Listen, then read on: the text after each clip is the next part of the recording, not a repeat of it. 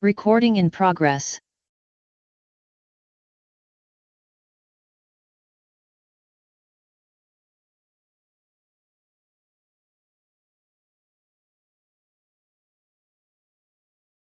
President, good morning. Testing. Testing, good morning. Are you hearing me in Zoom? Zoom, just testing Zoom and testing YouTube. You guys hearing me? Okay. There's no response. You are.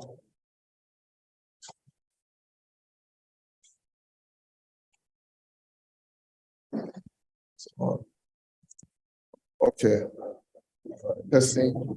Good morning, and welcome to day 4 of the Cyber and Data Protection Workshop as persons join. We are on our last day. I'm Sean Thorpe, your host here at the University of Technology, Jamaica. And for those who have been with us consecutively for the last 4 days, a special good morning to you all and welcome. For those who may just be joining today, still a special welcome to you and a pleasant good morning.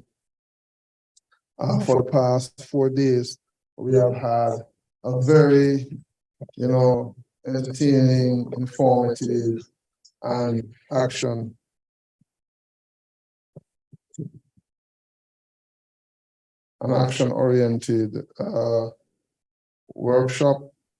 We have some major deliverables coming out of this, which we'll share at the end.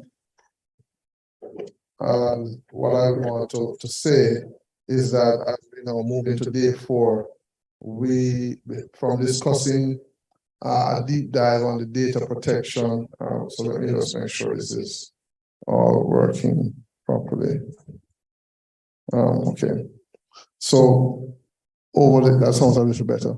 So over the 4 days, from starting with a deep dive on the Data Protection Act and the impact and in terms of how the Act will inform the wider educator community, to an overview of the cybercrime provision and its impact and assessment to the overall community, and now moving into an action plan set of discussions yesterday, where we looked at a template consistent with the 2030 vision of how that will be engaged, and very specifically looking carefully at how we would support the action plan based on the specific needs of the data protection and the specific needs of the cybercrime. We eventually content. Is everyone still hearing me? You still hearing me? Okay. Not only in person, I know persons here are hearing me in person, but also on Zoom and YouTube. Just quickly testing still. Okay. Okay, good.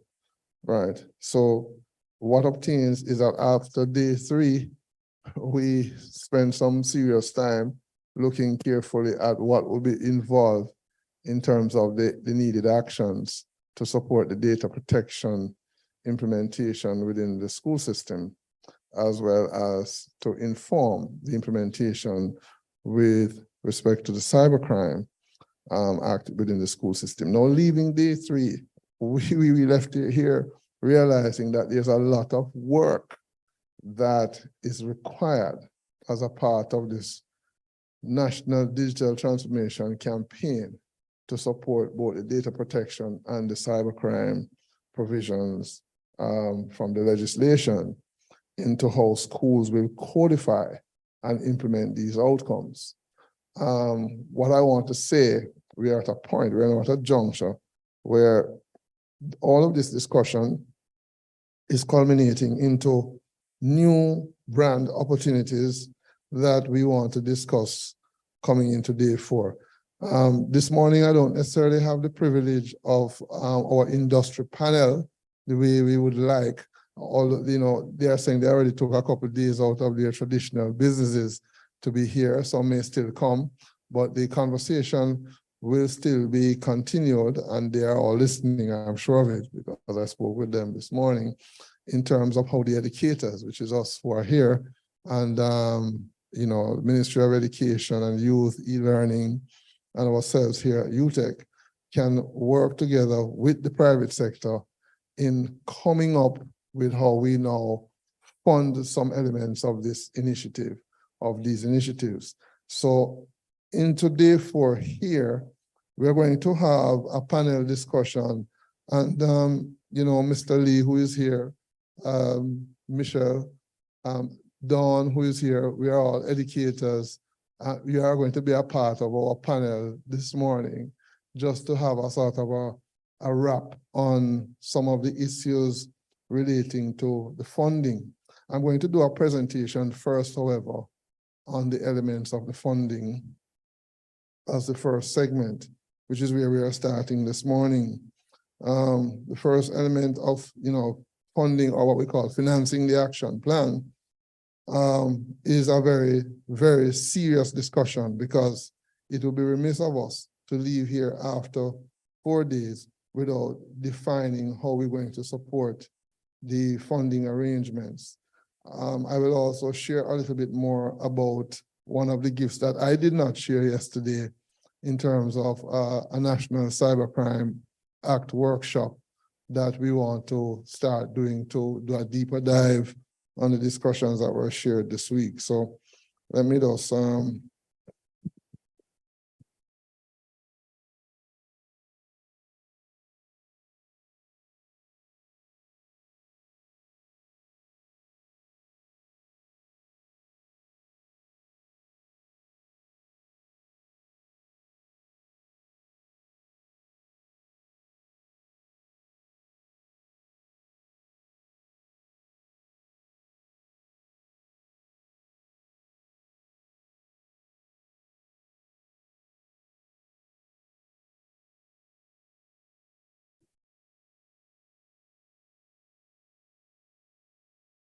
now, one of the things about private sector, they really may look at this forum as the only one needed to offset what needs to be happening in the school.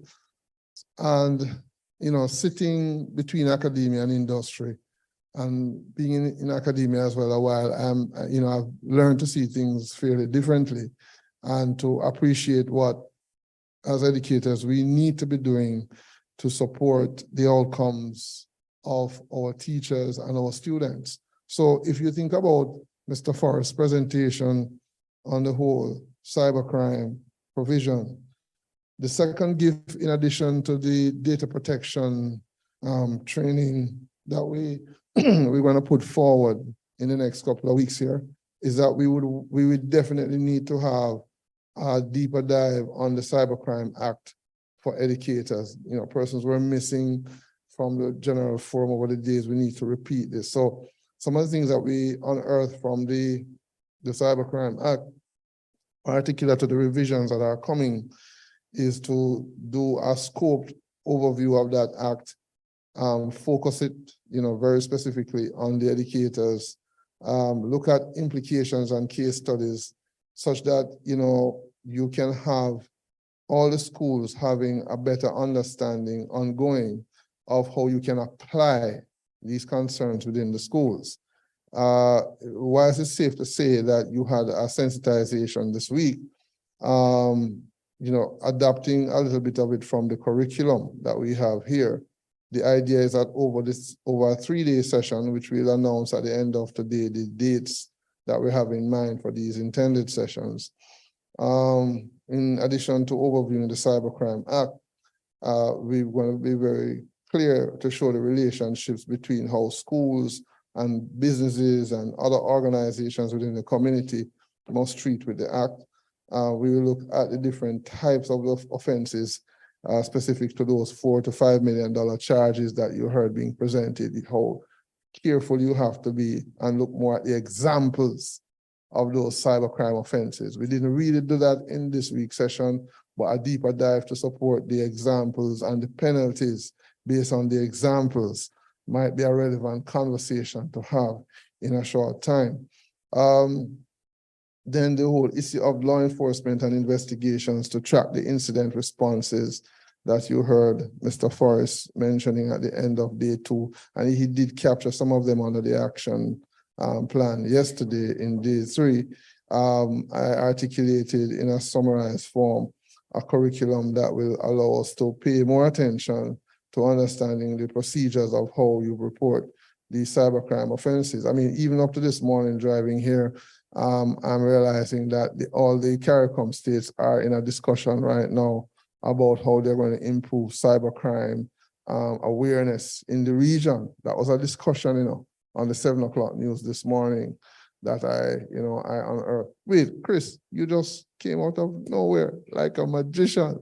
So he heard me, and then he decided that, all right, okay, I'm not going to leave Sean to it. So we literally put in place a 3-day workshop that we will now support as a part of our school tours that we're going to be doing to ensure that in addition to the data protection, we can also start this ball rolling with the Cybercrime Act training, because it's easy for us to be here in this space. But how many teachers we say again? 20 over 25,000 teachers. This means the need for broadened participation by virtue of running these short courses and workshops with focus. The objective is to reach more than less in terms of the people who will need it. So you have 2 gifts from the university. One, which is the data protection officers training, and the second is the Cybercrime Act 3-day workshop. We may have to run it more than one time, but we're going to be looking to start that between now and the early summer. So we can pace ourselves in actually having these discussions as a part of an ongoing activity. But I'm sort of pre-releasing it here to share with you what are some of the components that will be required by school and school administrators, staff and students to appreciate what will be coming out of this cybercrime and to put it in this very organized format. So it reflects the need to appreciate those outcomes. And of course, we will certify it from the university here as it relates to part of the continuing professional education credits. You remember that term we were using yesterday, the CPEs? All right, so it gives the educators a chance to be able to relate very clearly. So this was my second gift, which I was promising from yesterday, but you got so many gifts yesterday, I could not crowd the gifting with all things on one day. So you have to save something for the next day, right? So that's what I'm sharing with you now. So that is the intention for, so there are 2 things we are committing to already out of this set of proceedings over the 4 days that at least you can hear firsthand from the conversations that we are having. And as more persons join, a pleasant good morning to you joining here face and in person, as well as online via Zoom and YouTube. So before we invite the panel to come up, what I'm now going to do is to move quickly to the deck that I wanted to share, which let's do that.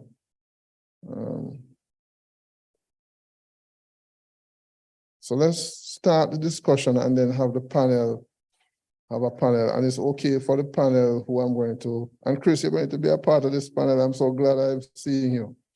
Yes. Chris is looking around. So the discussion we need to start with this morning is, how do we finance or fund this data protection and cybercrime training programs within schools? You have to ask the basic question.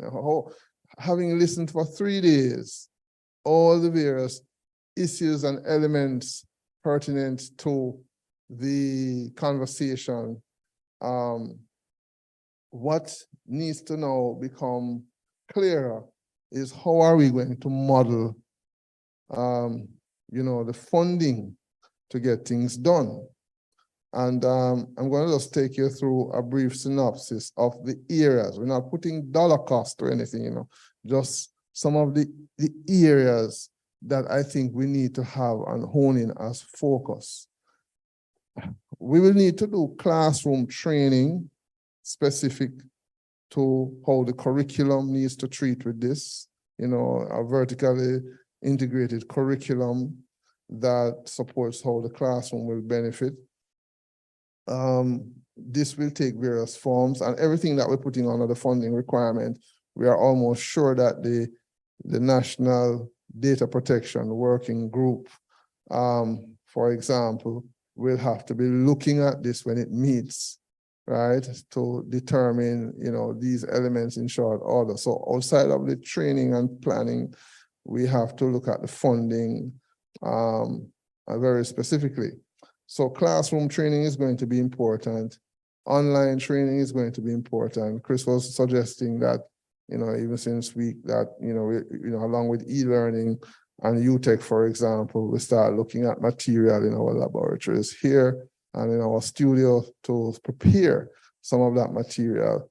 Webinar hosting, ebook and video production, online platform support and development, probably simply web pages that are hosted that have push notification of the data protection and cybercrime learning material, practical workshops like what we are suggesting here, but the workshops can take various forms. This is really an information sharing workshop.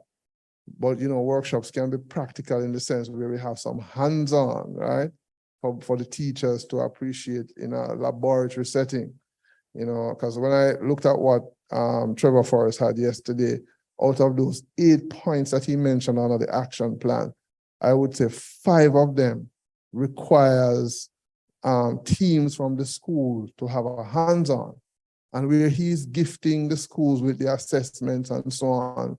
It's also important internal to the schools for you to understand that even when if you have external persons coming in to do assessments, you also understand what they're doing. And internally in the schools, you also understand what is happening. To err on the side of caution, what I'm really saying, if we start from ground zero, it means that inside the schools, these practical workshops have to be there and ongoing, so that you can have more persons informed. Because one of the happy dilemma problems, with coming into this data protection and cybercrime is that all the teachers will be able to learn new skills. And you will have persons eventually seeing opportunities not only to work in education, but otherwise. So you have to have a pipeline. Yes, Chris.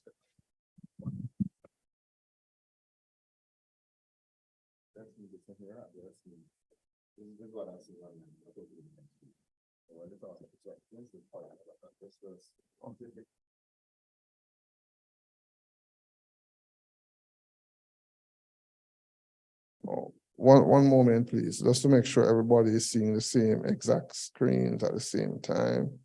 All right, good morning, good morning. Just one moment.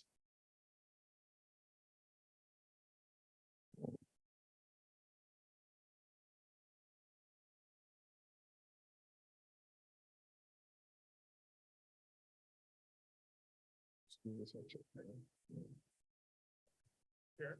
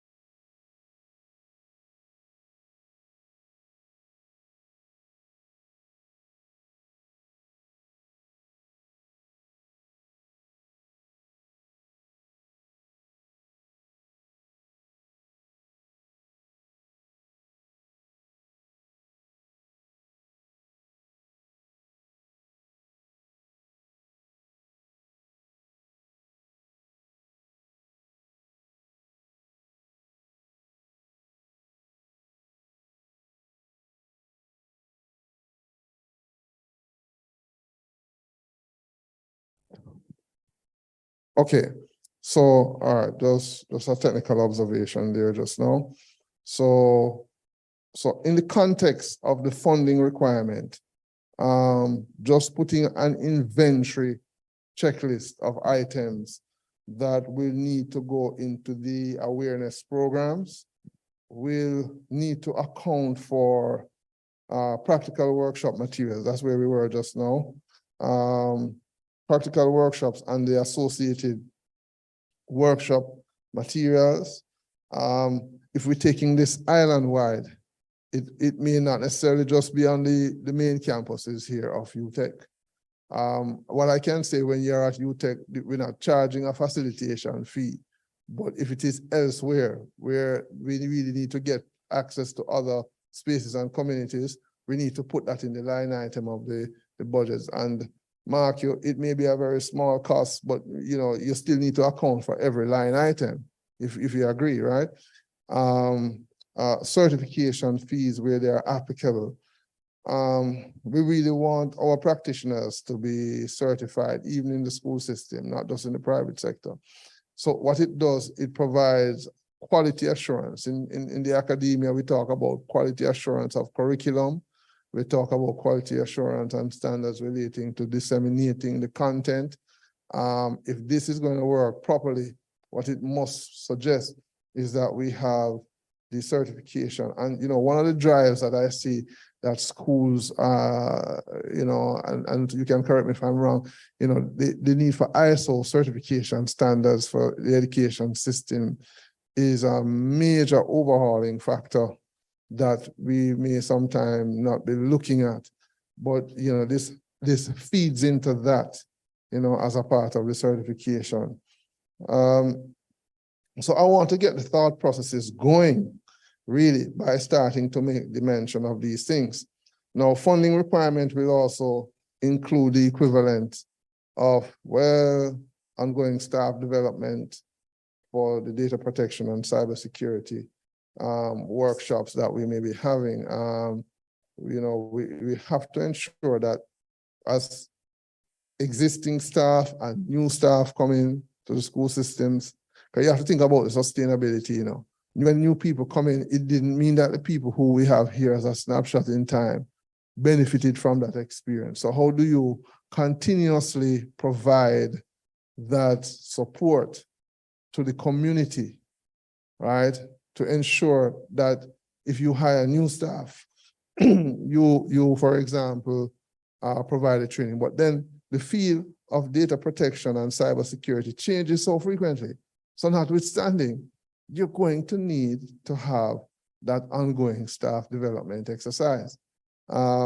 This staff development exercise, in my view, is critical to ensure that when you're going to involve student training activities, the student training activities would have benefited from the fact that staff are trained. Because once teachers are trained, and if you have representative of administrators or teachers who are trained within the school to support the data protection and cybersecurity workshop, you're gonna be able to have a cascading effect in the school systems. Because you can't have a small team or a steering committee that is like here with Chris and Chuck and all of ourselves this week. We won't be able to do all of that. The idea is that you have to be able to share more into the system, to have more arms in the system, to be able to see the impact. So if after a year we want to see impact, then in how we price the modeling of how this is going to be done, then we have to put that in place. Now I put a line item here called cyber insurance, because when I heard Trevor talking up to yesterday about the action plan, about backup and data backups, and I think Mr. Lewis was making the point this week that, then suppose you have a single point of failure or you have backup failures, who takes responsibility for that? What you can put in place as schools, as private companies are doing now, is that they employ what is called cyber insurance. Now, cyber insurance is not regular traditional insurance like you're going to insure your car, right? Or your vehicle, is to ensure that the the support infrastructure and systems that purport your data, that if something went completely awry at the schools, you can at least say, okay, based on the agreements I have with these companies, Flow, Digital, whoever it may be, as providers, you know, if you now need to replace infrastructure as well internally to the school to bring up back your environment, that costing is accounted for under the cyber insurance line item. Schools need that too because private companies are doing it too. And the panel who was here said it very clearly. School is a business. School is also a business. We are talking to educators here. School is a business. Take it seriously. Yes, the business is education, but it's still a business. And because it is a business, you have to have line items costed in that center, right?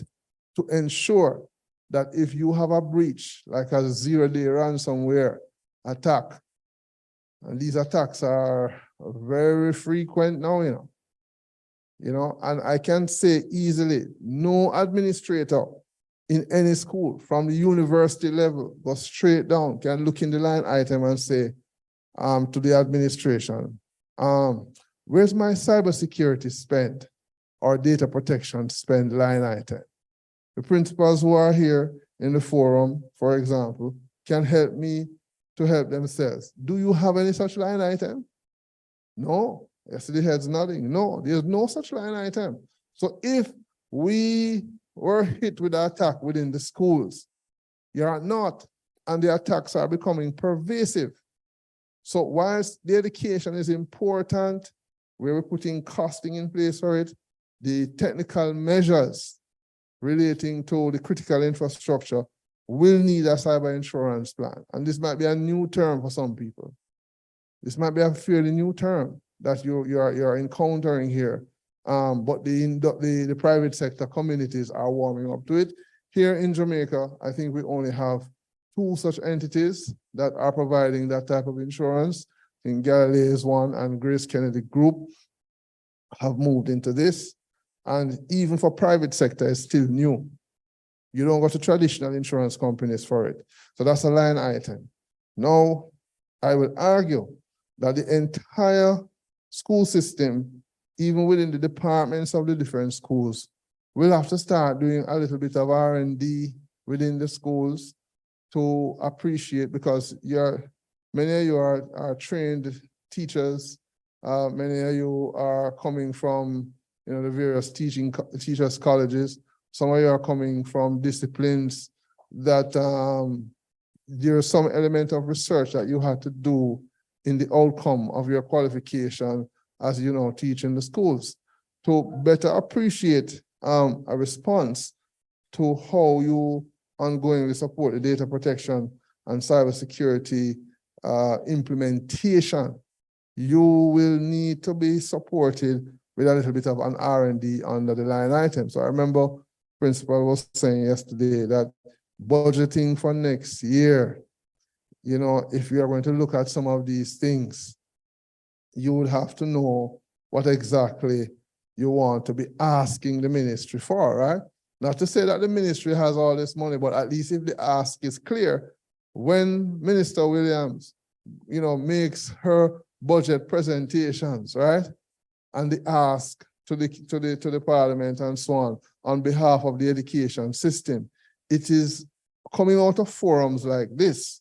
And you within the respective schools now take this information and say, listen, these are the things that we see. And I'm not saying everything I'm listing here so far you will ever get. But the idea is that if you know what the line items are, you can know what to ask for, if this is making sense. All right? So we're going to move into a quick panel that have a breakdown of this kind of discussion relating to these line items and to question whether or not we're really making sense. Now look, the list don't look like it ends because I got another slide and there's more items. So based on 3 days of discussion, when I consolidate what schools need to have, because one thing I can say, private sector already accounting for these things in their cost center. And they will assume that schools also are doing the same. But I know for a fact that the schools are not necessarily doing that. The administrators are not necessarily thinking about these things. School is a digital business. Just like any other entity is a digital business now. And hence, the need to do simulated security assessments. Another name for some of those assessments is like your pen testing, penetration testing, looking at subscription and licensing, for various software to support those operations.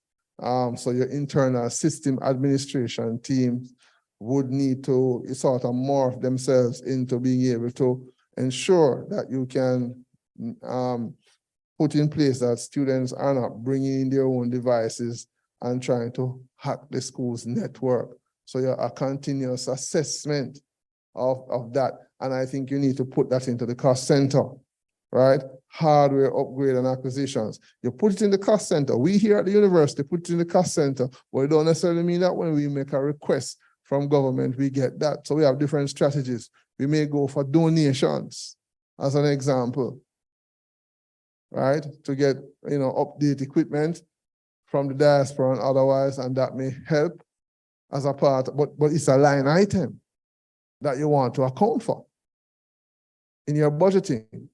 Make sense? I see you smiling with me there at the back, right? But the argument has to be that it has to be a line item to be accounted for. So the hardware upgrades, software subscriptions, and licensing, we need to also within schools. Now, this can be centralized or it can be local in the schools.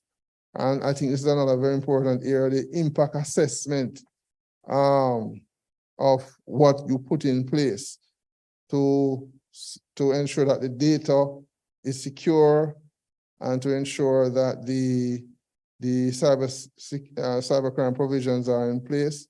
Impact assessment studies. Now, under the data protection legislation, you'd have heard Georgia Henlin say on Monday, you can do privacy impact assessment studies. I just put them under a broader category of impact assessment studies, where you can have various forms of impact assessment studies.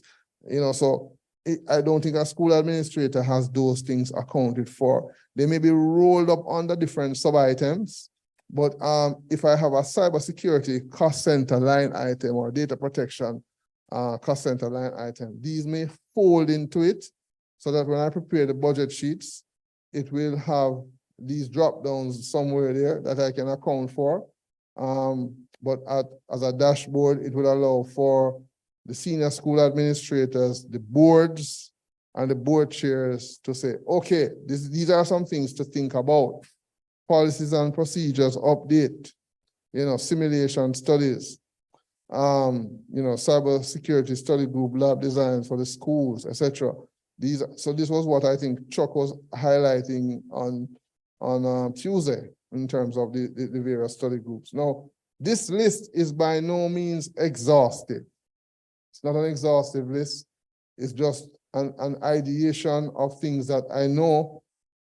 Some are taken from the private sector. Some are very specific to things that I know that we need in the classroom to offset doing the initiatives under the data protection and the cybersecurity legislation. And many persons right now, even within the tertiary system, holding their heads on this subject, They're holding their heads and saying, boy, there's a lot of things we have to cost. There's a lot of things we have to do. All right. I would suggest that given the list of funding requirements that I've so far identified, we may need to find money from different working groups. We may agree or disagree with some of this. So we might need to be looking at public-private partnerships with the MOE, the MSET, the UTEC, the PSOJ, the IDB, the World Bank. And I know for a fact that the IDB and the World Bank in particular are very supportive of schools. there's funding. So let me tell you this very clearly, because I've worked under some of those initiatives. Once it comes to education, the IDB and the World Bank will spend the money, because I think those is how much goals they have. The SDGs, right? When you talk about poverty relief, and 17 of them, thank you very much, Dr. Stewart, 17 of them, poverty relief, education, all of these components, they will not hesitate if this national working group comes together and say, listen, we need to fund initiatives under data protection and cybersecurity for schools. Interestingly enough, I had the IDB come to see me about 2-3 weeks ago. A whole team of them, 6-7 of them sit with me in one room. And they're trying to, sort of rub my brain in a sense, yes, to find out how they can collect data about schools to work with other teams of persons to generate these proposals that can come back to government to how to, give them, in something called the IDB, for example, and the World Bank, they give governments loans, but to schools, these things are grants. Don't know if you knew that. So once it is disseminated into the school system, it's a grant. It's not something we pay back. It might be a loan to the government, but there are some special funds that they have as well, which are just grants, full stop, that will go to the education system. So this sensitization I'm sharing with you, we need to look deliberately at taking opportunities out of these initiatives and being able across the schools as administrators and staffs, etc., to be able to support the required outcomes relating to the funding model. Grant proposals to private, local, and international grant funding entities. We have our Digicel, NCB, JN Foundations. All of these entities locally, are built deliberately to assist the entire school system. Once it has to do with education, they are going to sit and they are going to listen. And what I think we have not done is really start asking. I don't think we have started asking. The 3-letter word of ask is extremely important if you're going to get a result. All right, so I'm sort of prefacing this discussion on the funding with these issues, and it's not exhaustive. We are a Commonwealth state country. There's money in the EU, there's money in Canada. I'm speaking from my own experiences as well of ascertaining grant funding or getting funding to work on projects. I'm seeing a lot of opportunities as to how the schools should be able to, within the respective stakeholdership, when the administrators now sit and they meet and they start discussing these things to say, well, okay, we can partner, right? We can partner to pull down those pieces of funds. For example, in Canada, they have about 3 billion Canadian dollars in funding. They can never spend it off because they don't have enough people in Canada to spend the money on. So what they do, they reach out to Commonwealth countries, including Jamaica, to apply for these funds. Did you know this? As school administrators and principals and staff, do you know that this exists? It does. We're going to open up the floor soon. We're going to open up the floor. So the idea is that we need to fashion the funding arrangements. Everything that we discussed over the 3 days can be funded if we channel the requests appropriately, right? Using these mechanisms. So in other words, you have to know the mechanisms to start asking the right questions, right? And to sit down and start putting together the proposals that will achieve those outcomes. 2 billion, just think of it. I met with MyTac, which is a Canadian a non-profit organization. We've been talking for the last couple of weeks about building out new project proposals on various things. And we are putting teams together, writing proposals, bringing stakeholders from other universities to work with us. So the strategy is not just we working alone to build out our ecosystem, but also working with others where applicable to get some of these funding resources.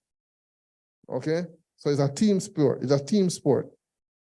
So you have MITAC, you have International Telecommunications Union. There are so many entities. So, you know, there's crowdfunding and there's institutional self-funding. Although I know institutional self-funding might be for some schools, well, it's less than more, but it still has to go there. So these are the starting points of a conversation that I'd like to have. So I'm going to ask for an panel of Sir Lee, Michelle, Babula. No, you don't want to. Andrew will do everything. And Chris, the man who basically has the best mix between the academia and the industry, being a teacher himself from the schools. And I'm going to ask a principal from Mavis Bank. Yes, sir. Join us on the panel. And Dawn, please join us as well. In other words, we want more invite, not just from who were scheduled to be here this morning, but we want an invite of panel members from the school communities. And Chris represents a good mix of the industry and an understanding of the academia. Please join me on the platform, and thank you so much in advance. So let's have an open conversation in this segment. Let me circulate thank you so much, Chris. Do we have any more mics? Okay, I have two. Well, two should suffice. Yes, Dawn. We were trying to get Dawn to come down yesterday, Chris. She should have come from yesterday, right? Yes, thank you. So,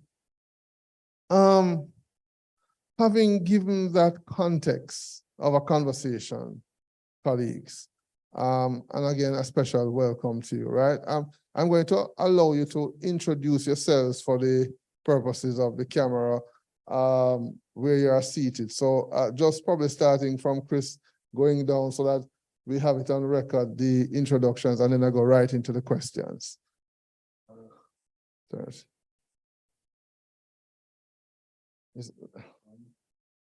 No, both of them, the green lights are on.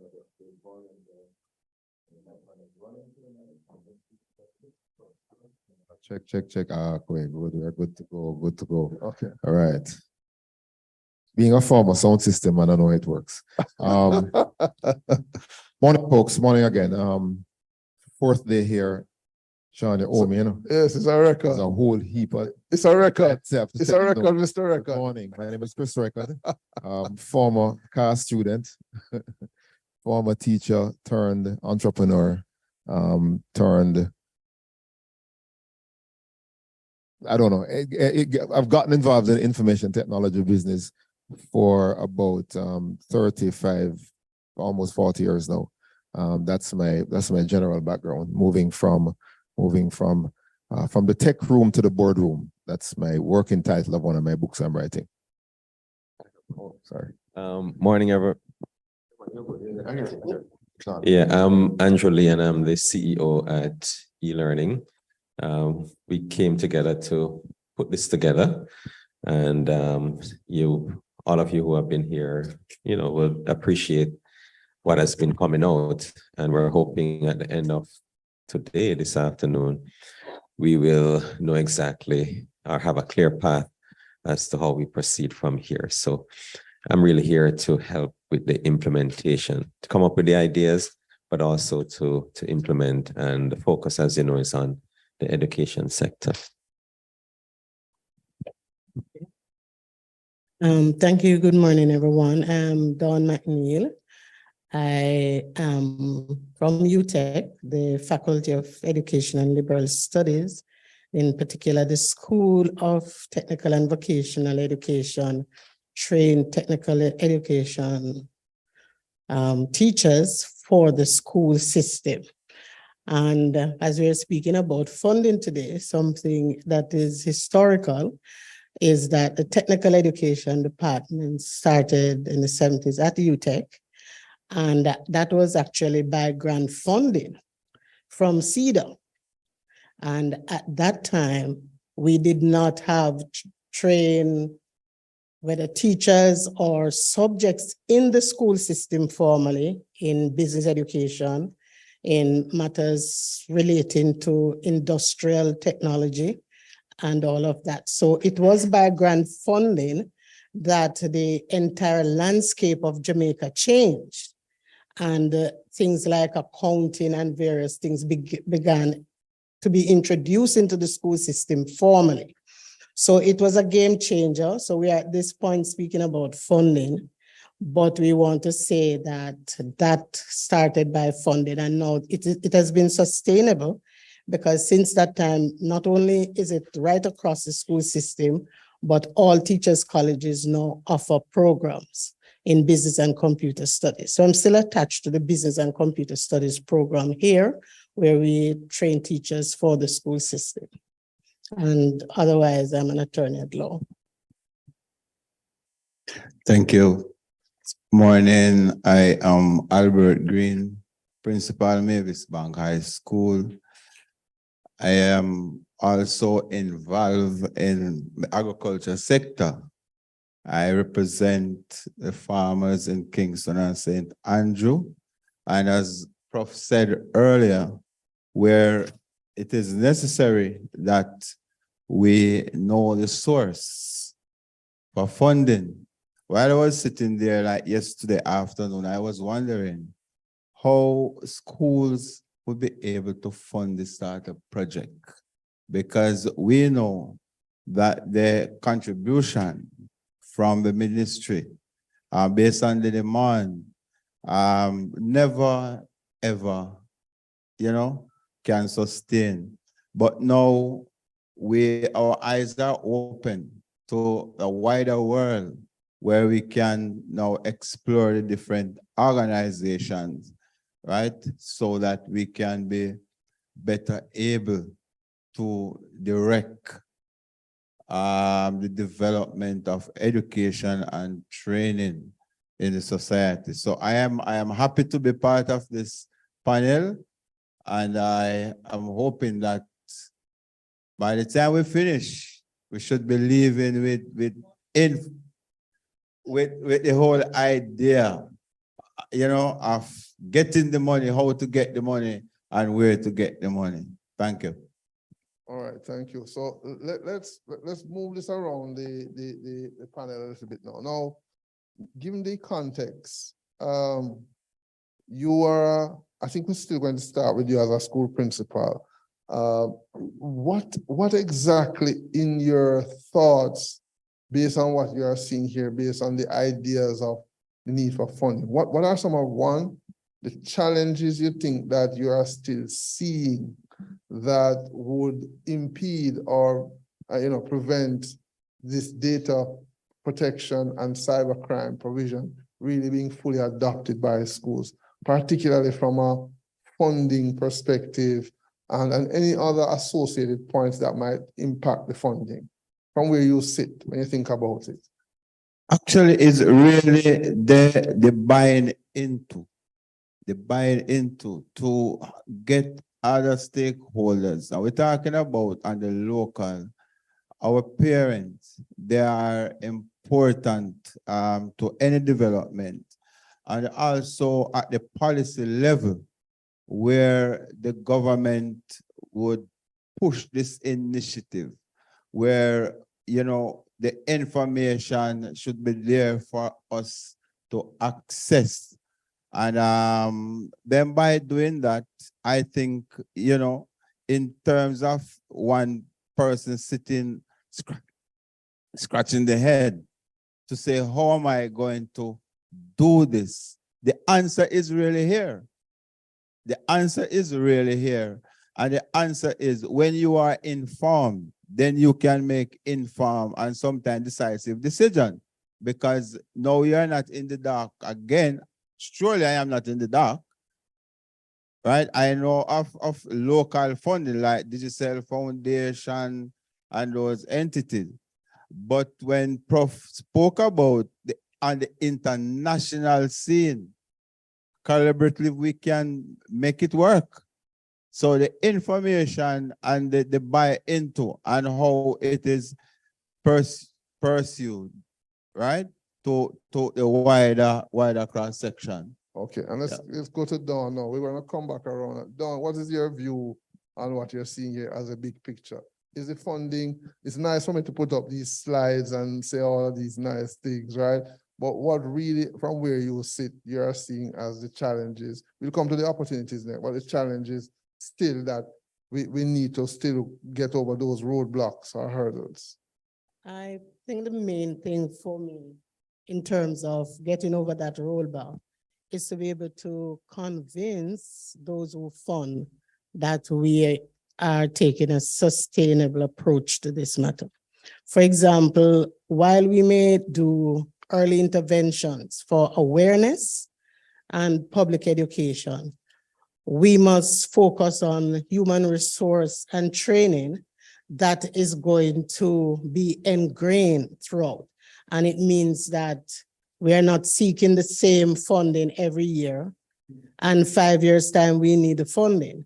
So what that would mean is some amount of curriculum change with respect to the training of teachers, so that after a while, there is no need to want that funding, because every new teacher getting out there would have the training, and there's no added cost other than the cost of the program, and which is supported in part funding as a public institution by the government already. So the curriculum change would mean that.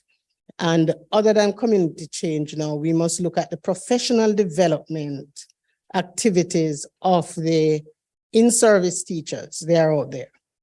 And from this perspective, I think one of the sustainable approach and that will incentivize teachers would be the fact that we package it in such a way so that they can have certification, and with other things, it can be stackable enough so that what they're getting is some certification which we can put into what we call postgraduate studies, moving towards what would be master's level training, which would shortly be a requirement for teaching.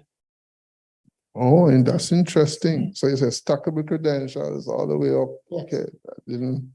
Okay, Sir Lee. your I think perspective. I really like what I'm hearing from both the principal and Dawn here. I think what is important is that we know that we have the law already enacted, and what we're trying to do is to work towards implementation. And what is really going to help us, there are 3 pillars I think that we have to focus on. And we have started here. In fact, prior to this, to build awareness, to train, and then the whole matter of registration. I think those are 3 critical things in the implementation or the rollout of the Data Protection Act in particular. I know that the Cyber Crime Act, has similar components in terms of building awareness, training persons, and getting systems and so on ready. But for us here, I think if we are able to come away from this workshop with a clear, documented approach, how is it that we're going to sell this to, let's say, the policymakers, because we have buy-in at the top. So what we're doing now is a bottom-up approach to helping to address or, implement this act when it, later on this year. We know that the Data Protection Act is time bound. It's December 1. So we have to build awareness, which is what we're doing now. And this is just part of it. We have to look deeper into how we continue to build awareness. We're going to have road shows, we're going to go into the schools, into the communities, et cetera, to help to build awareness. And then we need to figure out exactly how much that is likely to cost. So that's the awareness component. But part of it too is the training. And Sean, you spoke about that this morning and earlier this week. We have to have our data protection officers who are the persons who are going to be really, really at the heart of this thing to get those persons trained. But also we need systems and processes. And we can't, in today's age, have a registration exercise that is manual in nature. So we have to consider seriously system and then what that it entails and the cost that goes into that. So just in summary, we have to focus on awareness, the cost component, the extent to which we go with building that awareness, and we know how much we have to repeat in order to get persons to pretty much understand what this is about. We have to train all the persons who are going to be involved in this, our teachers, our principals, our systems administrators, what's involved there. And then the system component as it relates to registration, we have to acquire some kind of system. We have to ensure that those who are going to register, we're able to train those persons to, enable persons to register, and we have to educate all those who will be doing the registration. So all the funding that is required for those three components, we have to ensure that we leave here having a good understanding of what that looks like. Point. So probably Chris can start with the registration and the funding component there. I don't know if you have any ideas on that yet, but let me hear your perspective on this, Chris. So I'm coming from the angle of, let's call it an outsider in the education sector. That's the hat I'm wearing today. And this week, we spoke about, let's call it 3 umbrellas: data privacy and the compliance, the necessary data protection to protect and about to comply with requirements in the law. So I'm not talking about just the registration.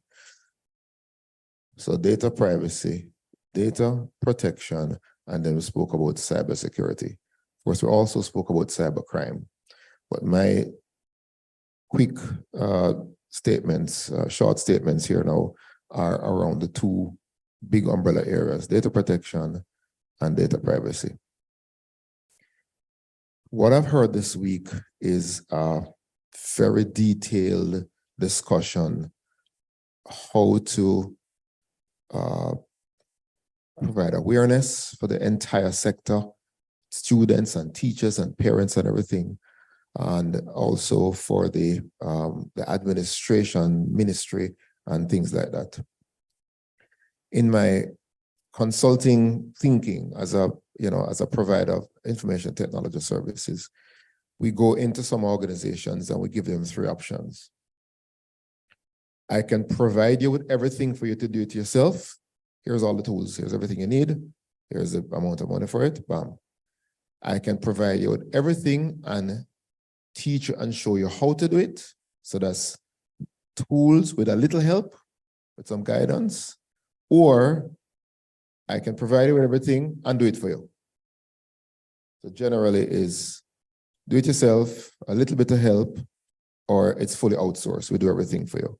So as I'm listening to the various discussions over the last 3 days, I am trying to figure out with the 8 months that we have, or 8 months less 3 days since we started this week, that we have, what is the most effective way, and more importantly, what's the most cost-effective way to get all of this done? So shameless plug, taking off my hat now, I reached out to the CEO of eLearning and I said, look, this is deeply concerning to me because all of a sudden I realized this big rock that we have to push up this hill in this 8 months that we have.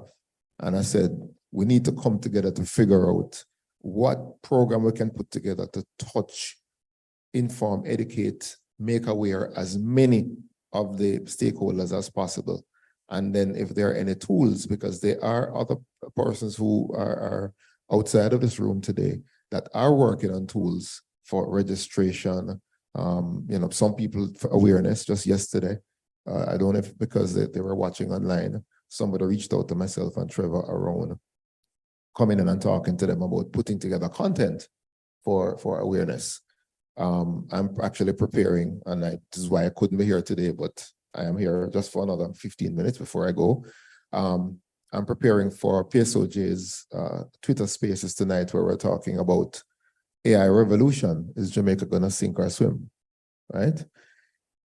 With the technologies that are existing right now, we can actually, with the press of a few buttons and investment in some time, build out a fair amount of awareness using AI tools, right? So everybody, the whole e-learning team don't have to be jumping in cars and going to every region and doing all this kind of stuff. We can be using tools. So I'm just throwing out, and again, coming back to my basic foundation, I like to keep things small with frameworks. I like frameworks, and sometimes I create this thing. So we have to figure out what tools we can prepare and create to hand it to them. So those who have resources can do it themselves. Good, so they're after the races.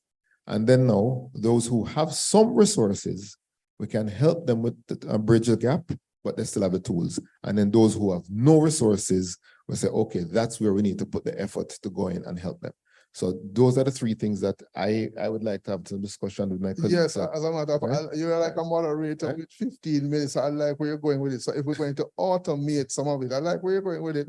If we automate, what's the view now of the panel, going back to Andrew and then Dawn and Principal, to based on Chris's point about automating to get some of these activities out of the way?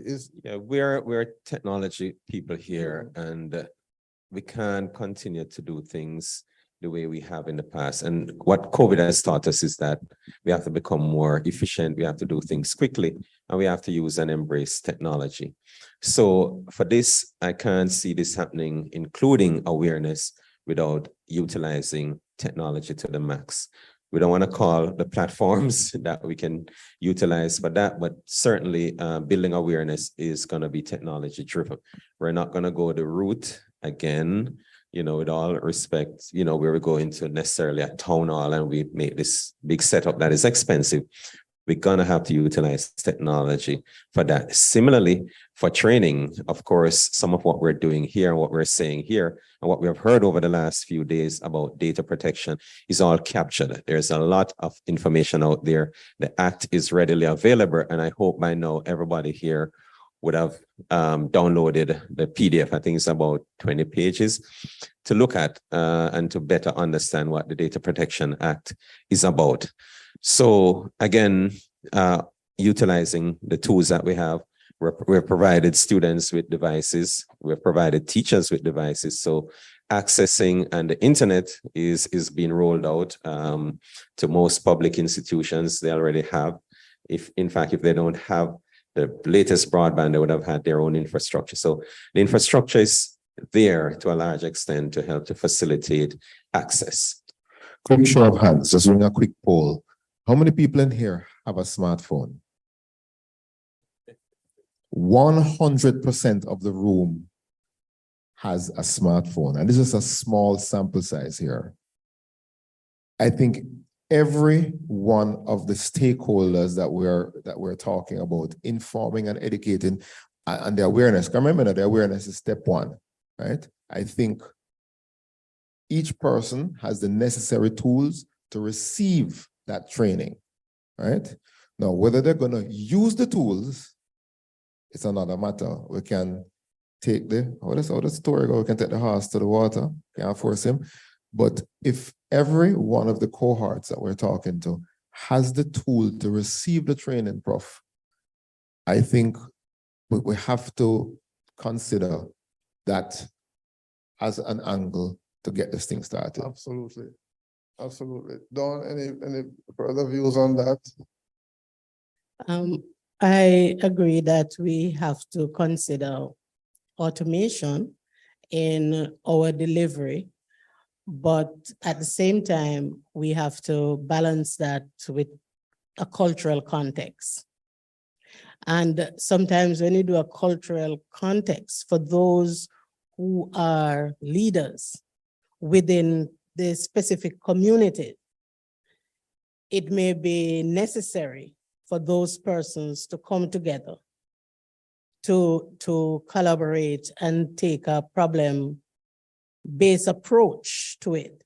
This is a specific problem, and we want to map what is the best case situation so that they become involved in the solution, because you may believe that you just put something on a phone, but the question is, what about for some persons, not everybody, because we do have trained persons and persons who are aware of the legislation as trained teachers already.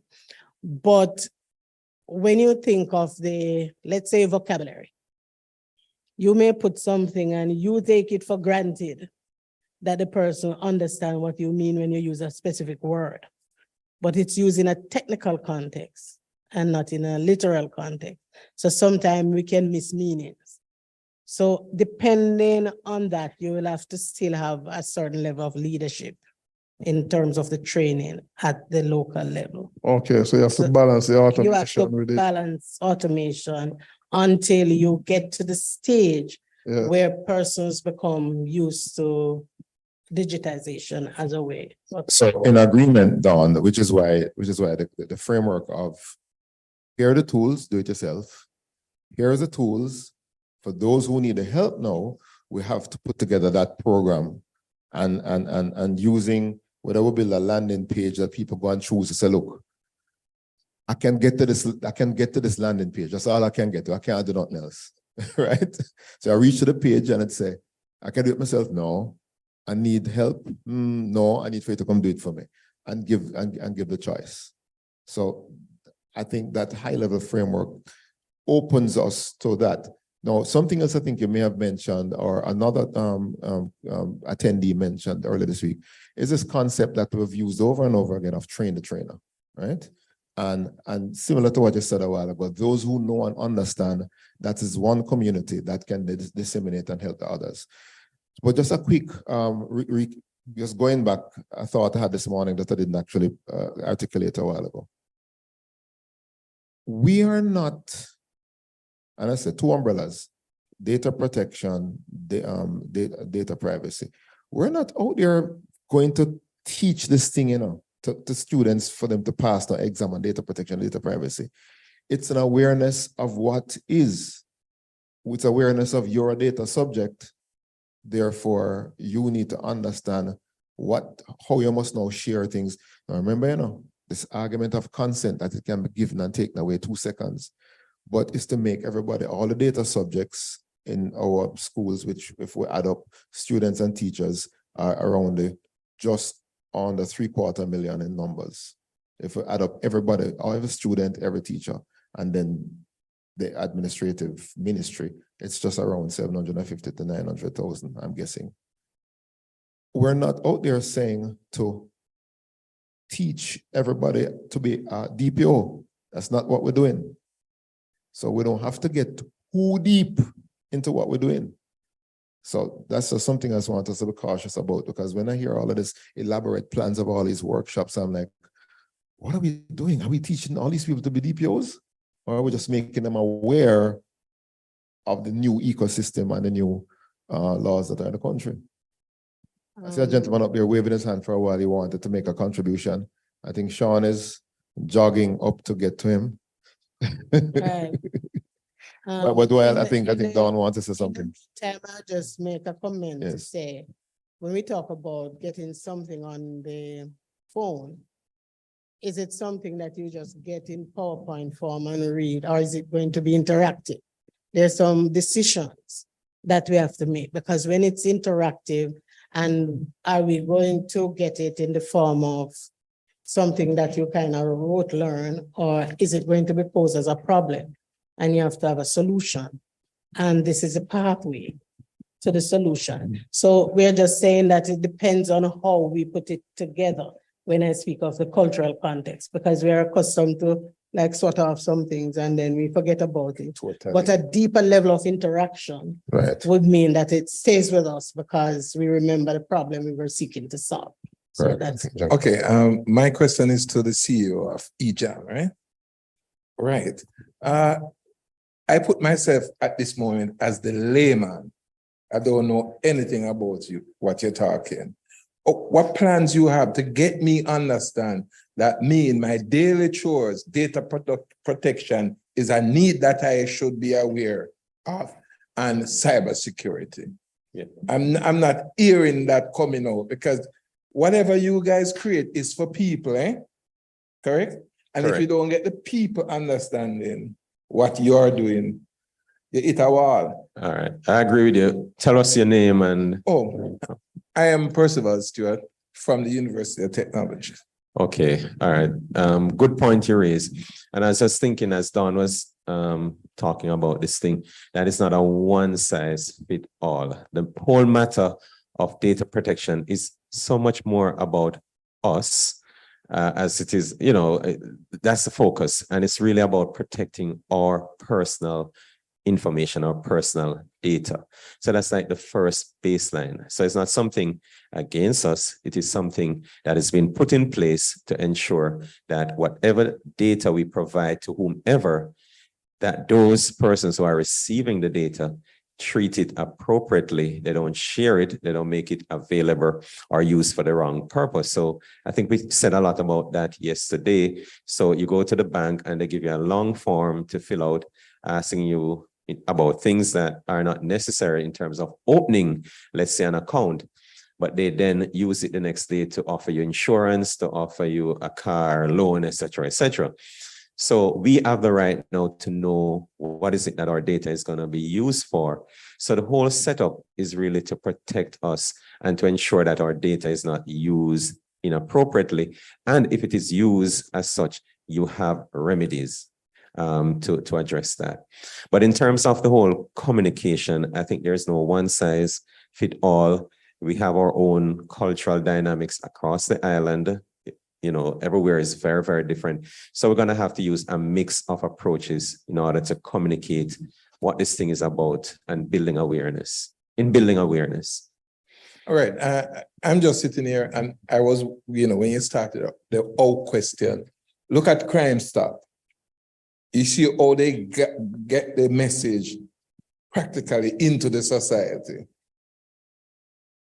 EJAM can copy Crime Stop, their methodology, using the technology that you spoke about to get it to the people to understand that. Because you mentioned the banking thing, and all the people normally, say colloquially speaking, I don't know where they want so much of information. They don't know where to go to stop them from using the information. Those information are sold worldwide to marketing company. Sometimes I get some mails that I don't know where it's coming from. But I don't bother these days because I know bank have me information, insurance company have me information, everybody. And it's not fair. It's not right.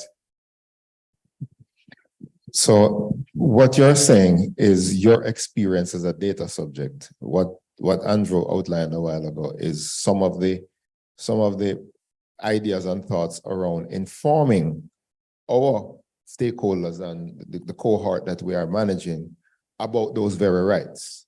Now, my thought as I sit down and listen to you a while ago and listen to what everybody's contributing, I'm like, okay, really and truly, our work, what some of the things that we have to do is go back and do our own data mapping to say, okay, students, what do students really need to know? Do we need to really get them into the whole heap of information with cybersecurity? All right? We may need to inform them about crime. This and these things that you do are crimes. We may need to inform them about that. Now, is it going to be just a PDF or is it going to be a video with a jingle similar to how Crime Stop is a PSOJ project, right? A joint up project.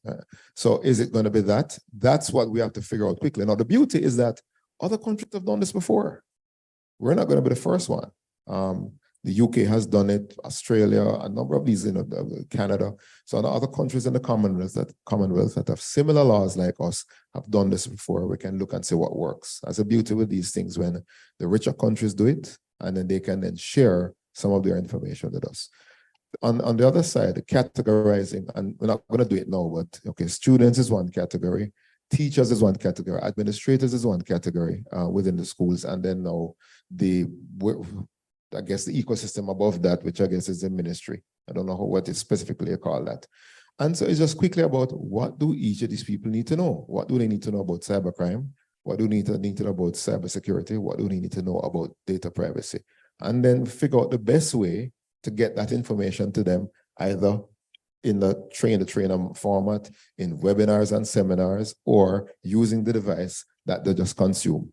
Almost every time I walk out anywhere, I see 5 or 6 people looking on their phone and laughing. I hear some laughing thing going on, because everyone seems to be enamored with that type of communication and some joke or some skit, or ask Julie Mango to do some stuff for us and whatever. So the fact of the matter is that have our work cut out for us, and we need to figure out the easiest, most cost-effective, because since we talk about money, most cost-effective way to get the stuff done. Ideas came out yesterday with various people here talking about contests. Contests work very well enough. Some of the biggest challenges in this world, you may not realize, were solved by a contest. We may see or hear about Elon Musk going to space now. That started as a contest. And the contest was simply this: get a rocket ship from the ground, out of space and back twice within 2 weeks. I think it's 2 weeks or 1 week. And if you do it, I pay you $10 million. Go, right? Don't care who. And the people who won, eventually, I think, Musk bought their business or whatever. But they spent almost $100 million to win that $10 million prize. But at the end of it, society, the world, the whole space industry benefited. Another prize that was connected to our industry I'm just giving you 2 examples of contests. Another contest that was set out to the entire ecosystem of IT and of education was, and it's something that was spoke about at the e-learning board meeting many years ago, is looking at what they did in Africa. And the challenge was to all technology firms and education firms was simple challenge. Drop a device in the middle of sub-Saharan Africa, and somebody takes it up, must be able to learn to speak English within, let's say, a month. Go. I'm not telling you what to do or how to do it. And I sat down and did that, and somebody won. And then you take that information and all that learning and create solutions for all kind of other things. So maybe we come up with our own contest, get together the donors of $1 million prize and ask all the schools to come together with who can create the best learning. Again, 2 umbrellas around data privacy and around data protection. Go, right? And then whoever wins get $1 million. Right. So that's just a random idea that I'm throwing up. Right. Incentivize it. I'd just like to make a comment based on what you said about getting all these mail and the banks and so on. A lot of times it has nothing to do with local. It's a fact that we go online and we download this and we click on this and we click on that. And to get to use it, we're not concerned about what is in the privacy statement and whether they'll use it to do third-party promotion. Now, what happens next? The fact that you're on your device and the way it is, many local places would advertise with Google.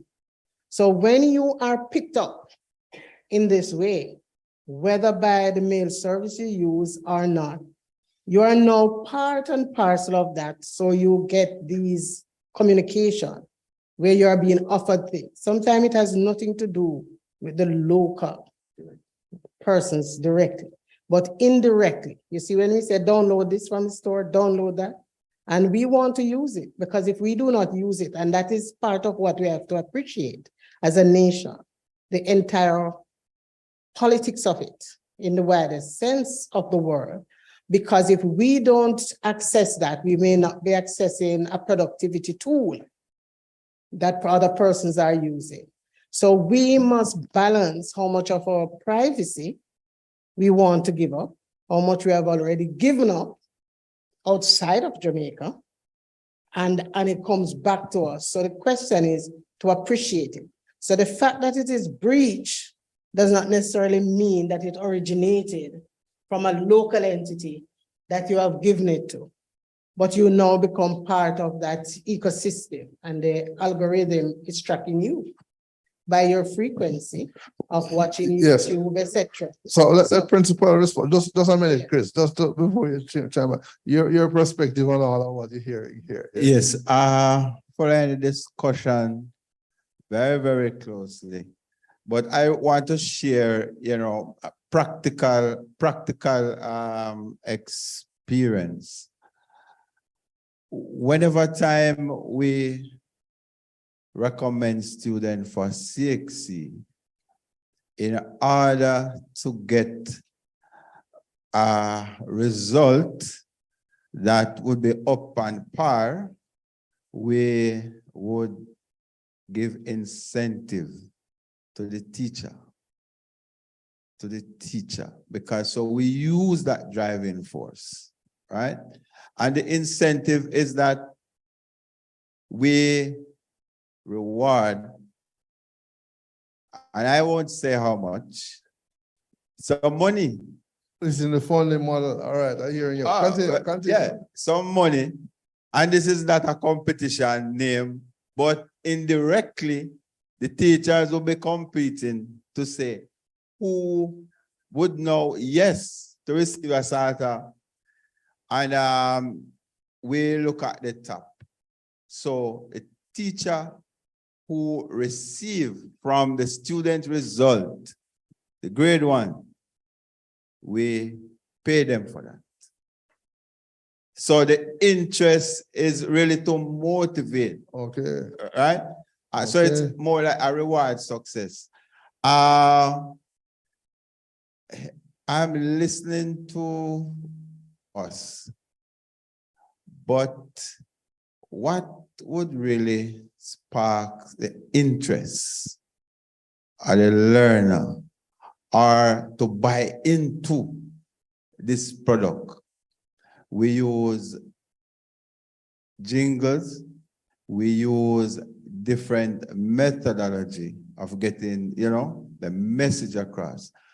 But maybe what I would use at Mavis Bank wouldn't fit a campaign. How me get the interest of my constituent to buy into this. So taking a holistic approach at it, I believe that if we teach the trainer concept that Prof spoke about from day 1, that trainer would know their group, and then you relate accordingly, right? So I know for Mavis Bank, a student would use their underclothes to hide a cell phone to come in. But why deny the learner from using the very mechanism that would encourage them now to get information in the wider world? Right? So I believe that we should look at a more organized way, a more rewarding way to get it. And let's not forget, the parents, they are more interested in the child carrying that cell phone other than educators trying to deny the student for using the phone, because there are sites that they are interested in. And that is why they would spend a lot of time. So we would have to look at what would interest, what would drive that sort of energy. Jingles is one, indirect competition, because we practice that at Mavis Bank. The teachers compete for the money, no problem, it works. And not only that, we also have for the students, the high achiever, where we employ for a year. Within that year, you must enroll in a tertiary educational system. So that sort of thinking, we have to use this, because what the proper student that we get is not from the overachievers from PEP and all of that. So we have to do more value added to our constituents. So I am looking at different ways, different methods to really get the message across and for every single person to buy into, right?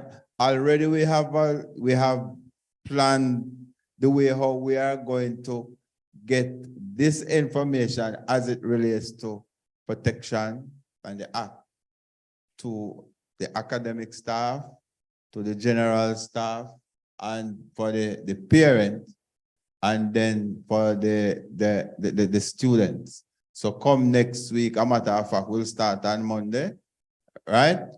To see how best. But to get the work out there, in-house workshop won't work for all of us. We'll have to use other, yes. So Albert raised a good point that Mr. again, Room, there's a well-said online community is responding to you quite feverishly here, right? Yeah, yes. so because there's an assumption, and sometimes that everyone allows phones into the school, and that's not the case. When COVID came along, then all of a sudden devices were allowed because devices were allowed whether they're coming in or they're not coming in. Then everybody had to use the devices. Now they come in, you tell them not to use the device, then they get confused. We say, but that's all I had to use before. I know you tell me not to use it. So yes, so the modality of getting the information to their eyeballs and into their ears, we need to figure out what best suits for what cohort and where. So it's a good point. Chairman, over to you. Okay, thank you. This panel discussion is going very, very well. Let me just see if any of the teachers or educators online want to say anything. I see one lady with her mic open. Is there any comment from online just to jump into this conversation? Any thought from anyone or speaking to the mic based on what you're hearing? Just a quick interaction. Any thoughts from any member here? Online, that is.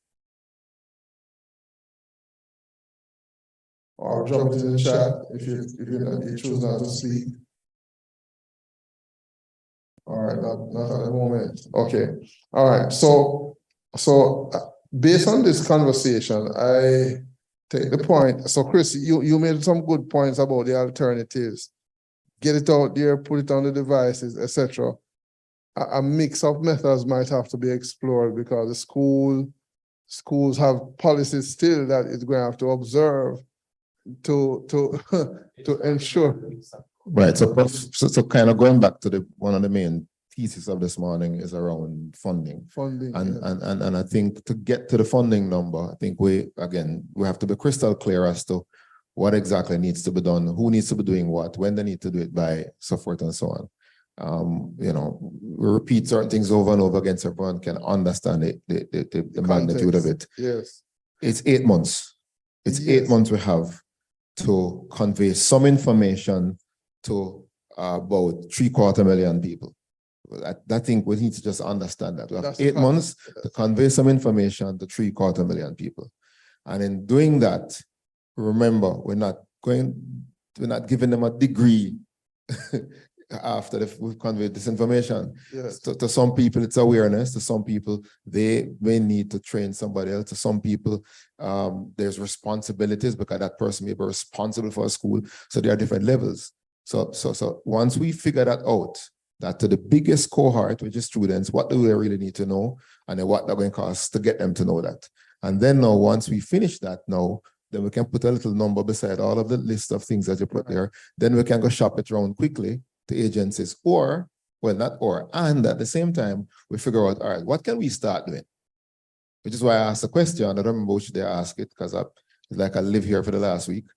Is who has a student? Do you have a student? Do you have a student that we can start with some information right now? Or with the budget, we go hire an advertising agency and say, these are the 5 pieces of information that need to be done. And by the way, at that point in time, we need to go to the information commissioner and say, look, what do you have in your plans for schools? Is there anything?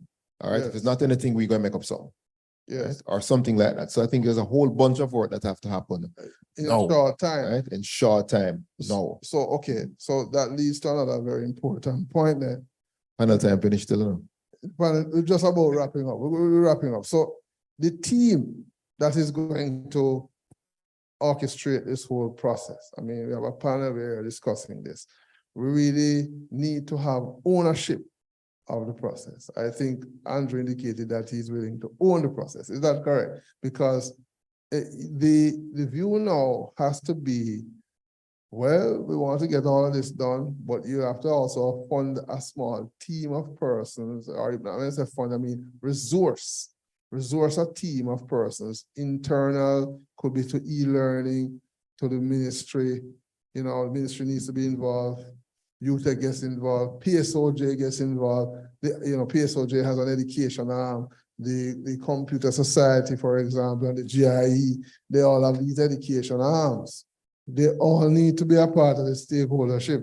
And because notwithstanding, if you get the money and you don't have the people to move the things on the ground, you're still stuck. So what's the thought on that piece, if anything? Yeah, I'm just gonna say quickly, Sean, somebody's gonna, that we said yesterday and for the last couple of days that we need to form, and we agreed yesterday, this working group. So I think that working group needs to be constituted very, very quickly. That working group will have the responsibility for, taking on board all that has been said in terms of how we approach this. We have had so many ideas, how we're going to go about executing, operationalizing this thing. So I think the first step is to form the working group. I think we have a kind of very good idea, the composition of that already. You just mentioned some of the key stakeholders. We established that. And then from there, we're going to build out under the pillars that we discussed, the whole matter of awareness, training, et cetera, how we're going to execute on that. And then Chris mentioned funding, ownership, of course. Then there's the funding component.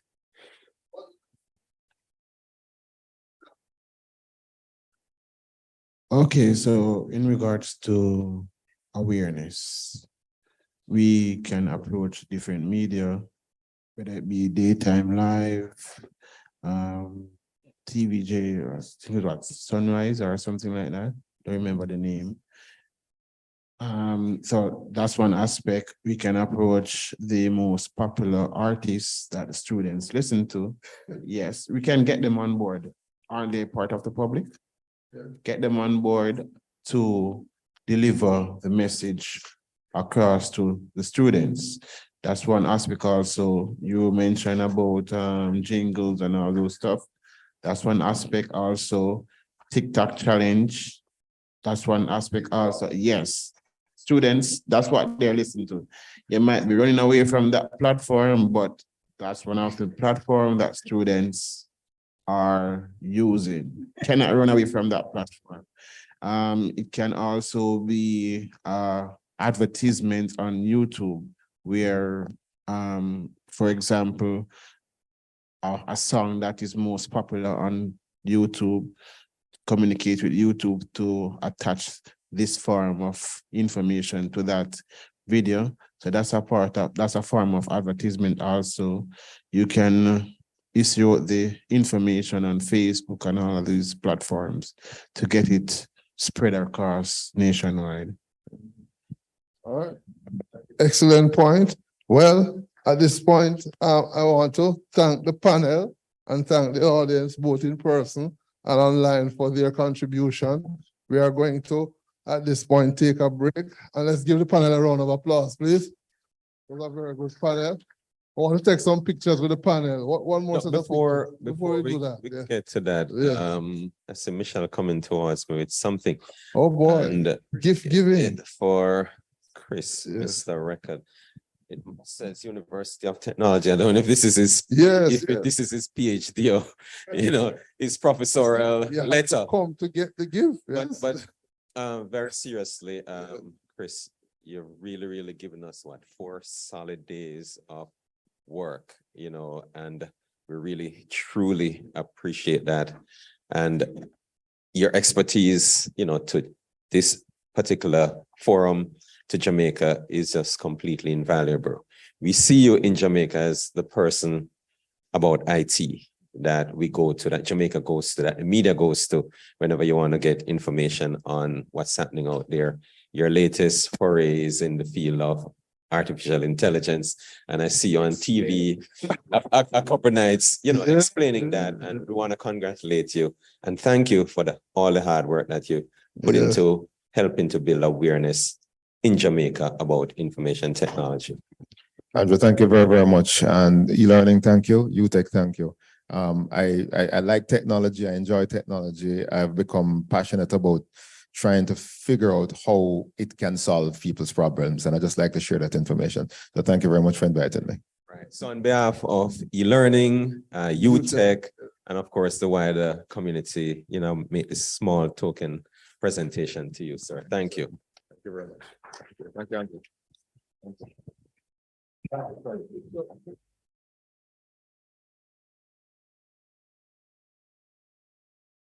Officially a break for 10 minutes, and we resume to have the final segment. Thank you so much. Please exercise the break, and those online, bear with us. We'll be back in 10 minutes, so take a walking break for wherever you are. Recording stopped.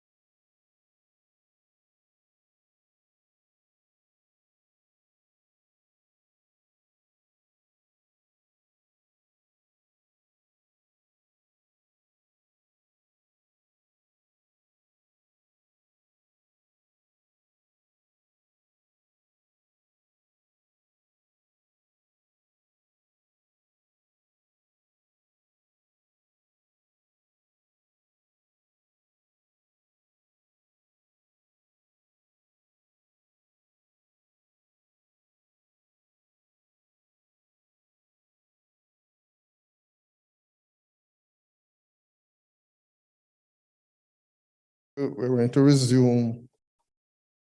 All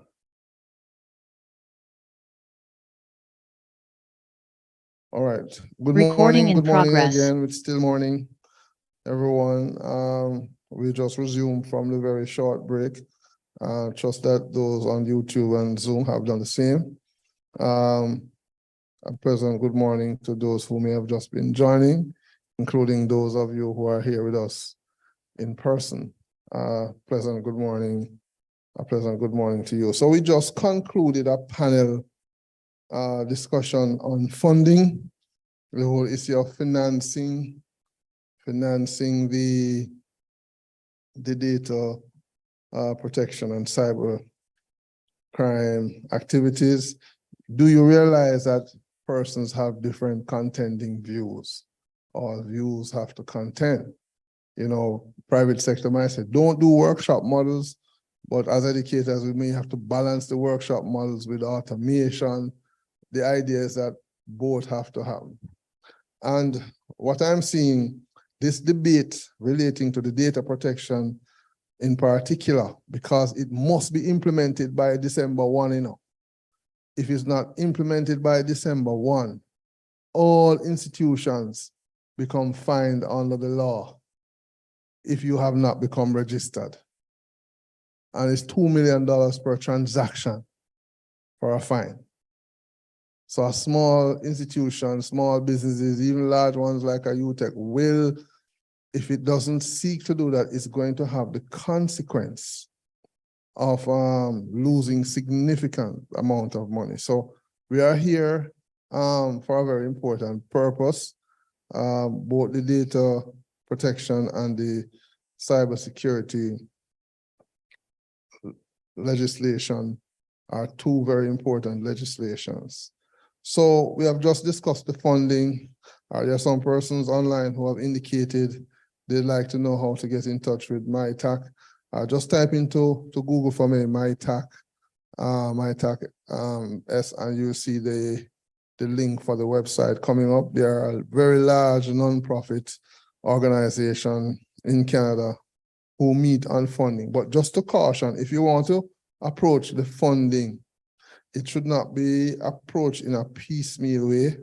We need to actually work in teams and as a group. So I'm seeing where some teachers here are advocating for that as an option. And my recommendation is that let's work together in teams. We want to encourage, coming out of this forum, a team approach and a team sport to some of the activities that we'll be doing going forward.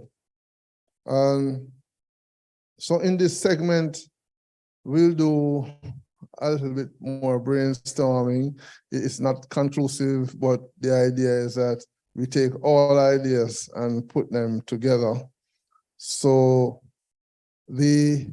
I know I am now learning that other entities are publicizing that they'll be doing data protection seminars in the private sector, which is good. We are doing data protection seminars in the education sector, and it's a very big market locally to provide the needed training for all stakeholders. So I've put a date on the table because we have to be very time-bound, and we want to run a 6-week training. The 6-week training will be like in a hybrid mode. So we will have some face-to-face and some online with some self-pacing activities. I think we have to get going by the 24th of April. I have to give it a month from now to start. We are committing from UTech to get that started in the 6 weeks. So I'm hoping and expecting that within that 4 weeks, we can identify the first 30 data protection officers. Now, I must say to e-learning, people have already been reaching out to me one-on-one, asking to be a part of that already. I think we have to sit down and formulate the mechanism quickly of identifying the 30 from across the various regions. So we have the broadened participation of all the stakeholders who can be in that first pilot. I must, however, provide a disclaimer that I don't think we'll be limited to training 30 data protection officers over the time. It's a skill set that is always evolving based on the various areas. But in order for sustainability for the education sector, there's absolutely no way that the data mapping and the data inventory that we need to do by a school can be done by too small a team. The team that was here for the week, they do have those expertise. They are doing it otherwise as well. The idea, however, to have sustainability and to take the point that was made on the earlier panel that how things may be done at Mavis Bank will be different probably from how you do it in another school. If you have data protection officer for a region or per school, then the context by that DPO will help the school such that the reporting that goes back to the information commissioner at the end of the year is well managed. Because let's be factual, at the end of everything, you have to go and sleep and rest, right? To wake up a new day. You can't boil the ocean. So in order to get outcomes, we need systems. We need frameworks. The data protection officer training represents a part of the systematic approach that I think we will need to take. And I don't know if anyone disagrees with that view, but we came to this forum this week from UTech with a laser focus that we're going to start. Even here in UTech, I must admit, you have persons who would like to become data protection officers within the context of UTech. We are starting a movement here. That's really what is going on. Because there's, and I have to thank e-learning and the Ministry of Education and Youth for us to be jointly in this exercise, because the specific concern that we will have going forward is that if you don't put these systems in place, then you're going to have problems. Now, the great opportunity of training the data protection officers, can anybody tell me what the opportunity is with training the data protection officers for educational institutions, what it will mean? Where are my mics? Because I'm going to make this interactive still. Roran probably can circulate these mics. Just any answer would go. What do you think we're on to here by doing this before I continue? Yes. So I want to start with extended job opportunities. Extended job opportunities for the educators right away, because the need is one where it is not only to serve the education sector, but to serve equally the private sector or private-public partnership sectors in all industries, engineering, computing, manufacture. I can think of every single area that needs the cybersecurity and the data protection. 30 is just a mere drop in the bucket. But my view is that we have to start somewhere. And the rule of thumb, by starting with in the chat, hold on, the chat is going on. Let's find out the thoughts. Thank you for that. Increase in okay, so job creation. So Tanisha indicated job creation. That is excellent. That's true. Increase in the compliance for the schools. What we have not done is indicate a national target, because 30 is just a recommendation or a suggestion coming out of this forum. If we think large enough, I was abroad last week, for example, and meeting in some bilateral talks with other entities elsewhere, and they are saying they would love the equivalent of data protection training in their jurisdiction, and that's in the Caribbean here. So if you train 30 data protection officers to manage the local system, somebody would say, be careful, you don't have them exported out of the country. But the idea here is that we have to have a pipeline operation of training. So to start is just the beginning, but the opportunity is to grow this into a part of the larger knowledge process outsourcing sector, where you can have persons doing this across the region. And then the country would no longer have a problem relating to meeting up with the standards under the data protection. Why do you think it is so important for the government and the country to adopt the data protection legislation? Even on the news this morning, 7 o'clock news this morning, you had ministers of government meeting in CARICOM insisting that every country in the region need to adopt cybercrime and data protection legislation. Simple answer is this: it affects business and trade. Entities like the IDB, the World Bank, and so on have told all our countries that you are dealing with other countries around the world who are data protection compliant. If your country is not seeking to upgrade itself in that regard, we are going to cut off trade.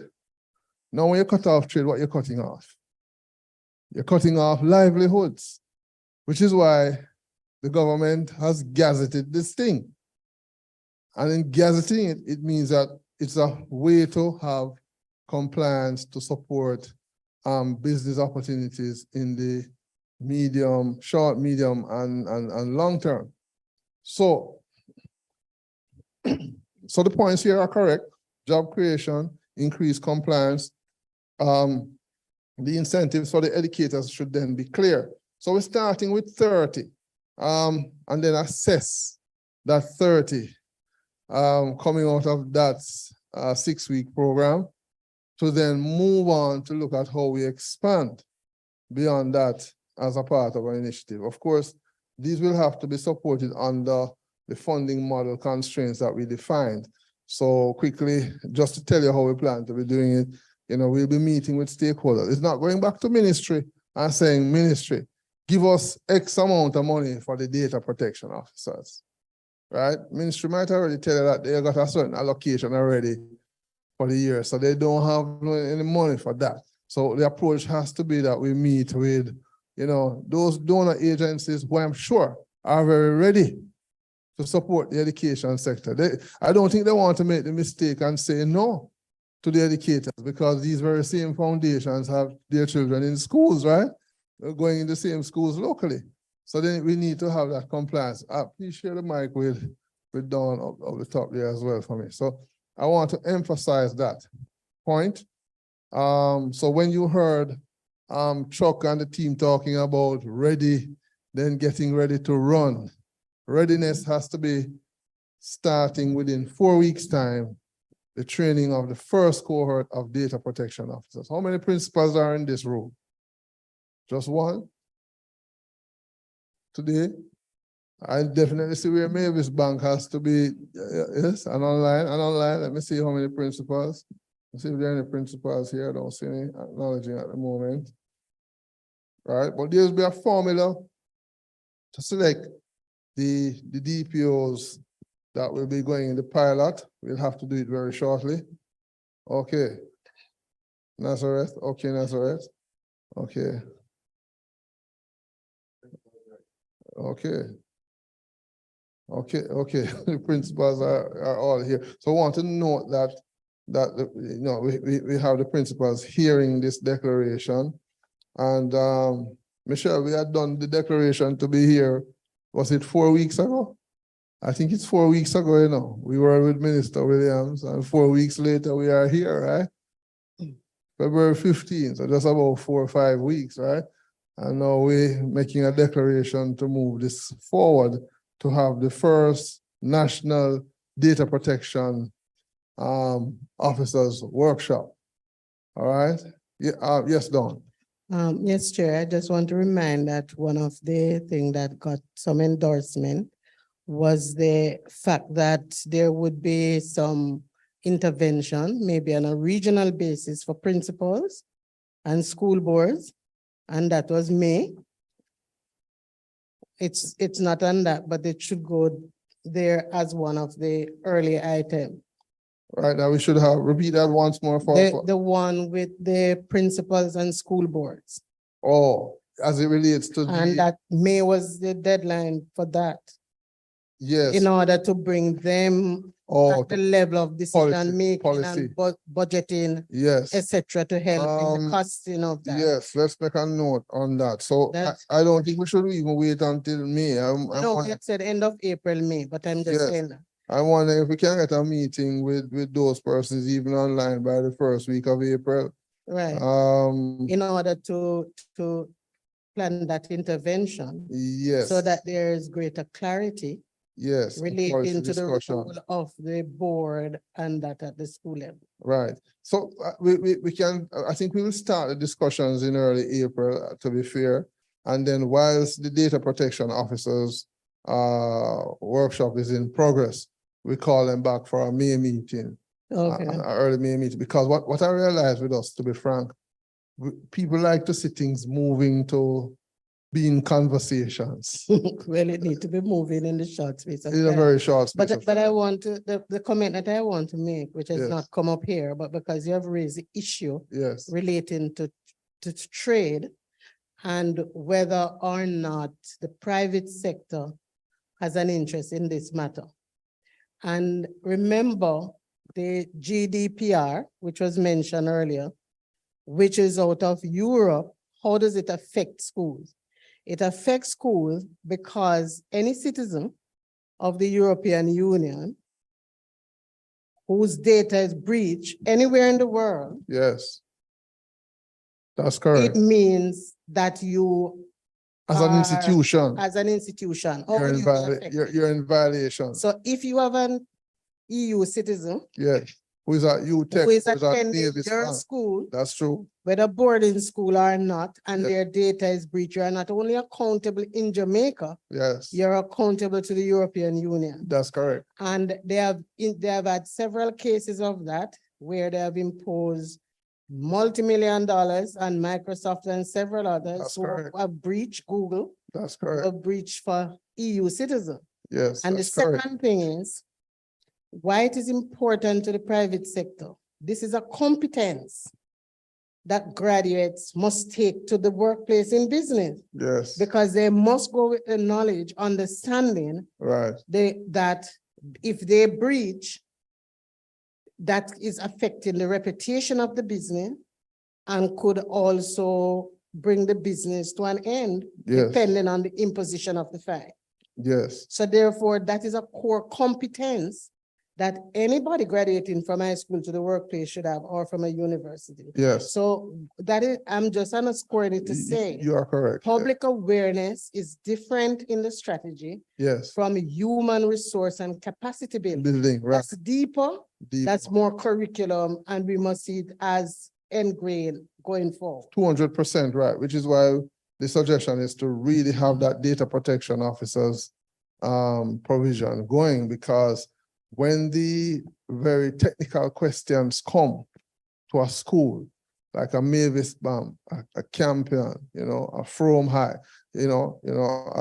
a Greenwich Primary, right? All these schools, or Horace Clark High, what you're going to find is that you can't at that point say you don't know. And what you heard from the panel this week is that you're on your own. Indirectly, you're on your own to respond to the information commissioner. So the enablement for the schools is critical. So readiness will be such that you have to train these DPOs. Otherwise, it's only Usain Bolt alone will be ready, if I use those terms, to run that race. All right? It's only the equivalent of a Usain Bolt alone to run that race. Yes, Ron? No? Okay. Okay. Now, we want to then eventually suggest that we have annual workshops with the data protection officers, because it's a part of the continuous improvement that will be required.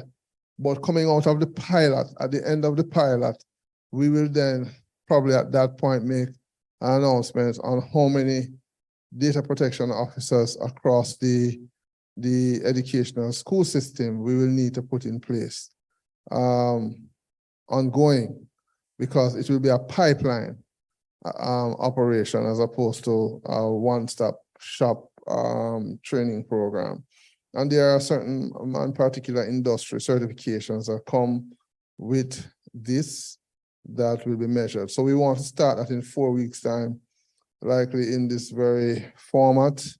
But it will be more class, it'll be class-based where we go through content and assessment, and persons get the outcome at the end of the 6 weeks of that program. So I shared an outline of that data protection officer's curriculum with you earlier this week. Probably some people did not see it, but probably at the end I can share it again. As a follow-on to the ongoing traction there, the next thing that we're going to look at doing, let me just look at the chat here. Explain. Is Jamaica signatory to the European law spoken of? Right, so, okay, based on Don's point earlier. So is Jamaica a signatory? No, well, okay. So all right, yes, let her back the mic, please. There's what's the name of the forum? The EPA, the European Forum for Trade since 2008. Well, go ahead, Don. You have the summit. If I may respond to that, it's an extraterritorial law. You need not sign to it. As long as you trade with the European Union or come into contact with any European citizen without anything, you can be liable anywhere in the world. Yes. And there needs be no signing. It's an extraterritorial law. Law, yes, excellent. Coming from a lawyer herself. What I do know is that we usually had the preferential tariffs in the EU for trade. We had preferential tariffs. So like when the banana and so. Yes, there is that as well. Yes. And therefore, I think for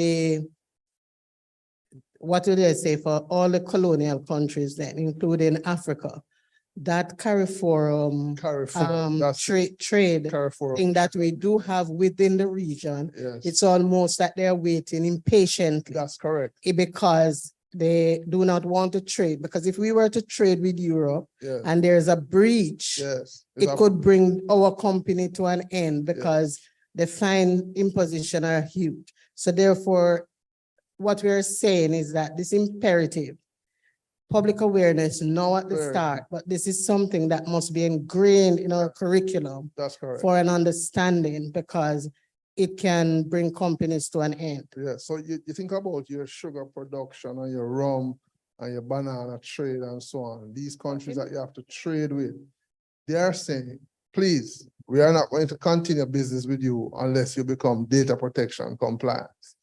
And they have given us a timeline to have that compliance, right? Otherwise, they don't think they're obligated to continue. But because we are working earnestly to measure the compliance, including forums like this one, they continue until such time. Do you understand what I'm saying? So in other words, we are putting ourselves in line to be compliant, and it takes a preparatory process to do so. Mr. Lewis, you're going to make a point? I see what I'm mind. I was just asking, after the 6 weeks, will there be a program regarding the cybersecurity? Oh, yes, I have it on the same slide here. So coming out of the 6 weeks, what we really want to do at the end of that 6 weeks is then make announcements on another scale about a sustainable data protection officers program. But I like to do proof of concepts before I get into full-scale implementation, so I can understand the nuances of the concerns, as well as to understand who from the school. So if Mavis Bank says they're going to send a representative, that representative should know that the responsibility becomes highly involved when they return to the school. Because when we go into that workshop, we're going to show that that person don't report back to our principal. They report to the school board directly. For example, those are things we didn't discuss here. any institution that provides the training for the data protection officer, the data protection officer does not report to a president or a CEO. They report to a board. So if the institution is in violation under the Data Protection Act, the board knows, and of course, then is reported to the Information Commissioner, because if that does not happen, that entire institution will be in violation. See how serious this thing is? So that's why we have to run a deeper dive training curricula on the specifics.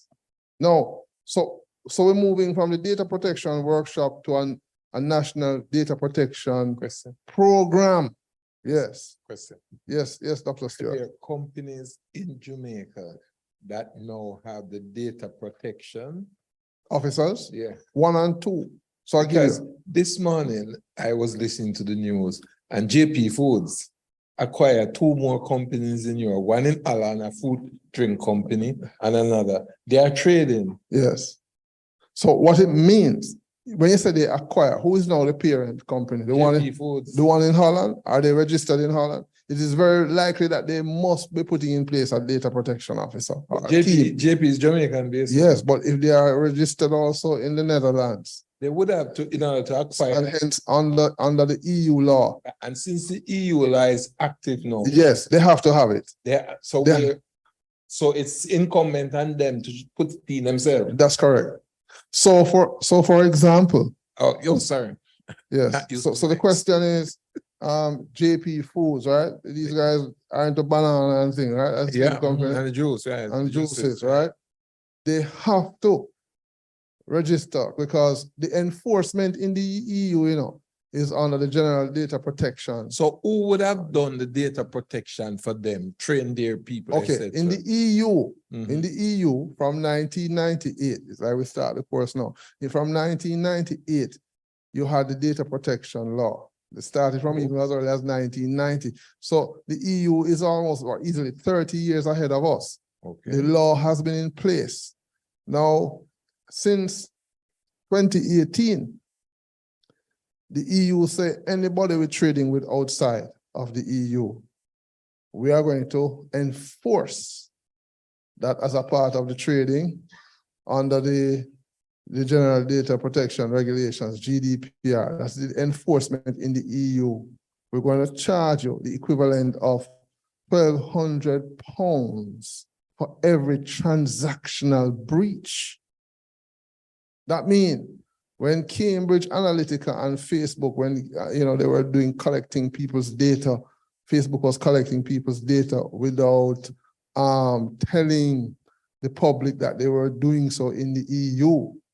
Facebook had to start reeling out millions of pounds to a Dr. Stewart, to a Mr. Lee, to a Michelle, to everybody in this room for using their data without accountability.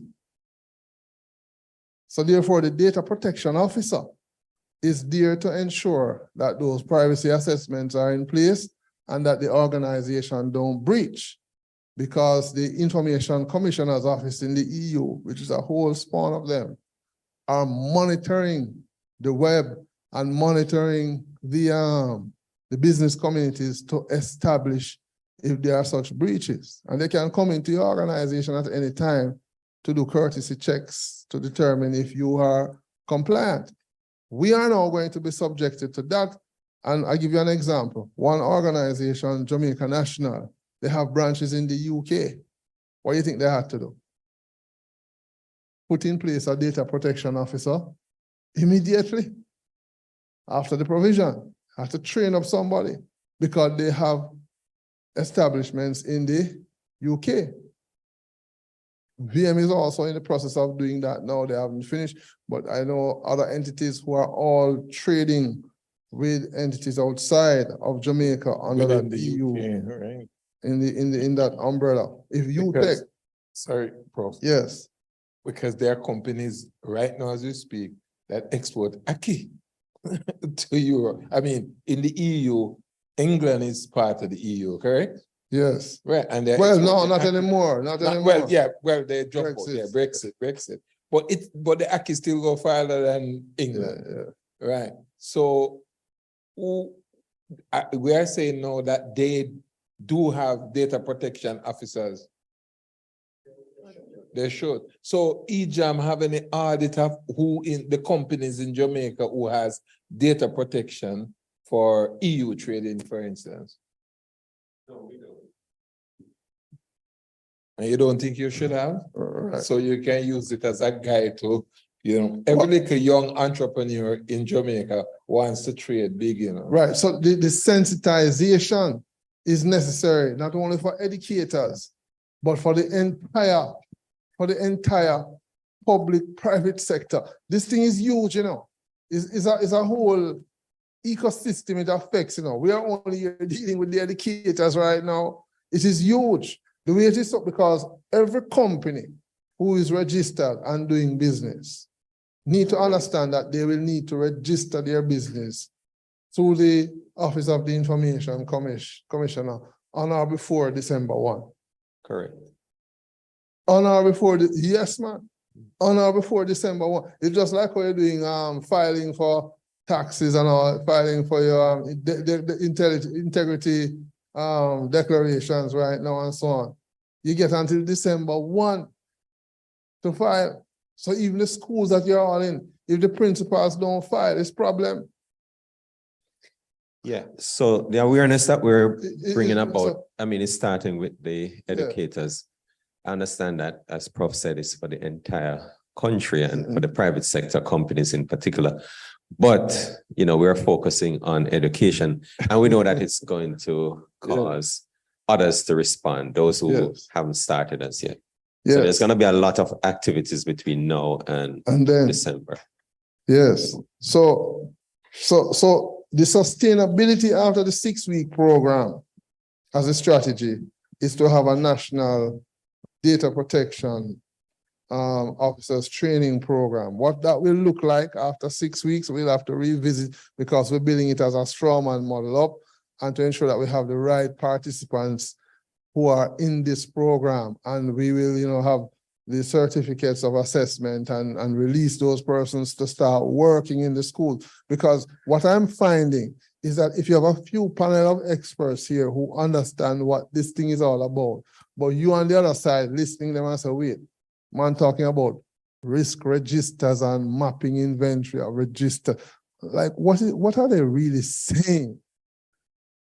And how am I going to apply that in my school? So we have to put that into a curriculum. Fast track curriculum. It has to be fast track. Now, we need also complementary to that as a way forward, a national cybercrime act awareness training program. So that we don't crowd the Gantt chart. We want to ensure that by June 1, we put that in place. Now, my industry colleagues might say, well, yes, they need to know that. They need to know that. And they can go and read it. But we know in the education sector that, well, people have to manage their time in what they read. So if you don't have the deliberate approach of the engagement, then it's going to be a problem. Now, the question you must ask is, so who do we target for that? Because you heard in the conversations before, we need a cybercrime czar. Just like we have an information commissioner, czar, you don't have a cybercrime czar, kind of more loose in terms of the governance. But we can take a bold step to say, this is what we're going to do to make it work. So we have to start with the training because what Trevor Forrest shared in the deep dive of the Cybercrime Act is just the top of the iceberg. He gave you a 1.5 hour seminar, right? And probably 200 or 300 people here heard it in the last 3 or 4 days, right? But we're talking about 20,000, or over 500,000. So the idea is that we have the sector and provide the training. So we're going to start the first workshop on the 1st of June. Okay, questions coming in the chat. Okay. Yes, it's on YouTube. Okay, will these recordings be available to the participants? Once they are registered, once registered through e-learning, yes, yes.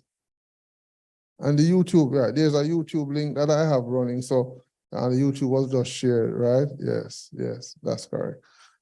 So we'll start, Mr. Lewis, with the first cybercrime awareness training on the 1st of June. That will be a 3-day workshop. We don't really need to run that because I am very specific here. It's the act. And there was running a full cybersecurity essentials module. So a separate thing that we can pull from in the core curriculum to teach. But the act, given the the nature of what we're dealing with here, the act. Now, one suggestion as a part of the way forward is those data protection officers that you train in the pilot should really also come to the Cybercrime Act training. But I can see where this is going.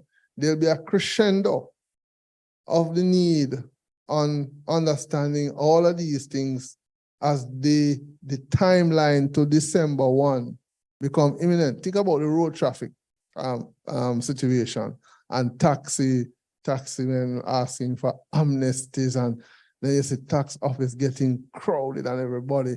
This have that analogy, that you're telling me that I'm going to pay $2 million per transactional breach as of December 1 if my entity is not registered. So Prof. Giles was here this week as a UTEC president acting. He heard himself. UTEC will become culpable if it's not registered by that time.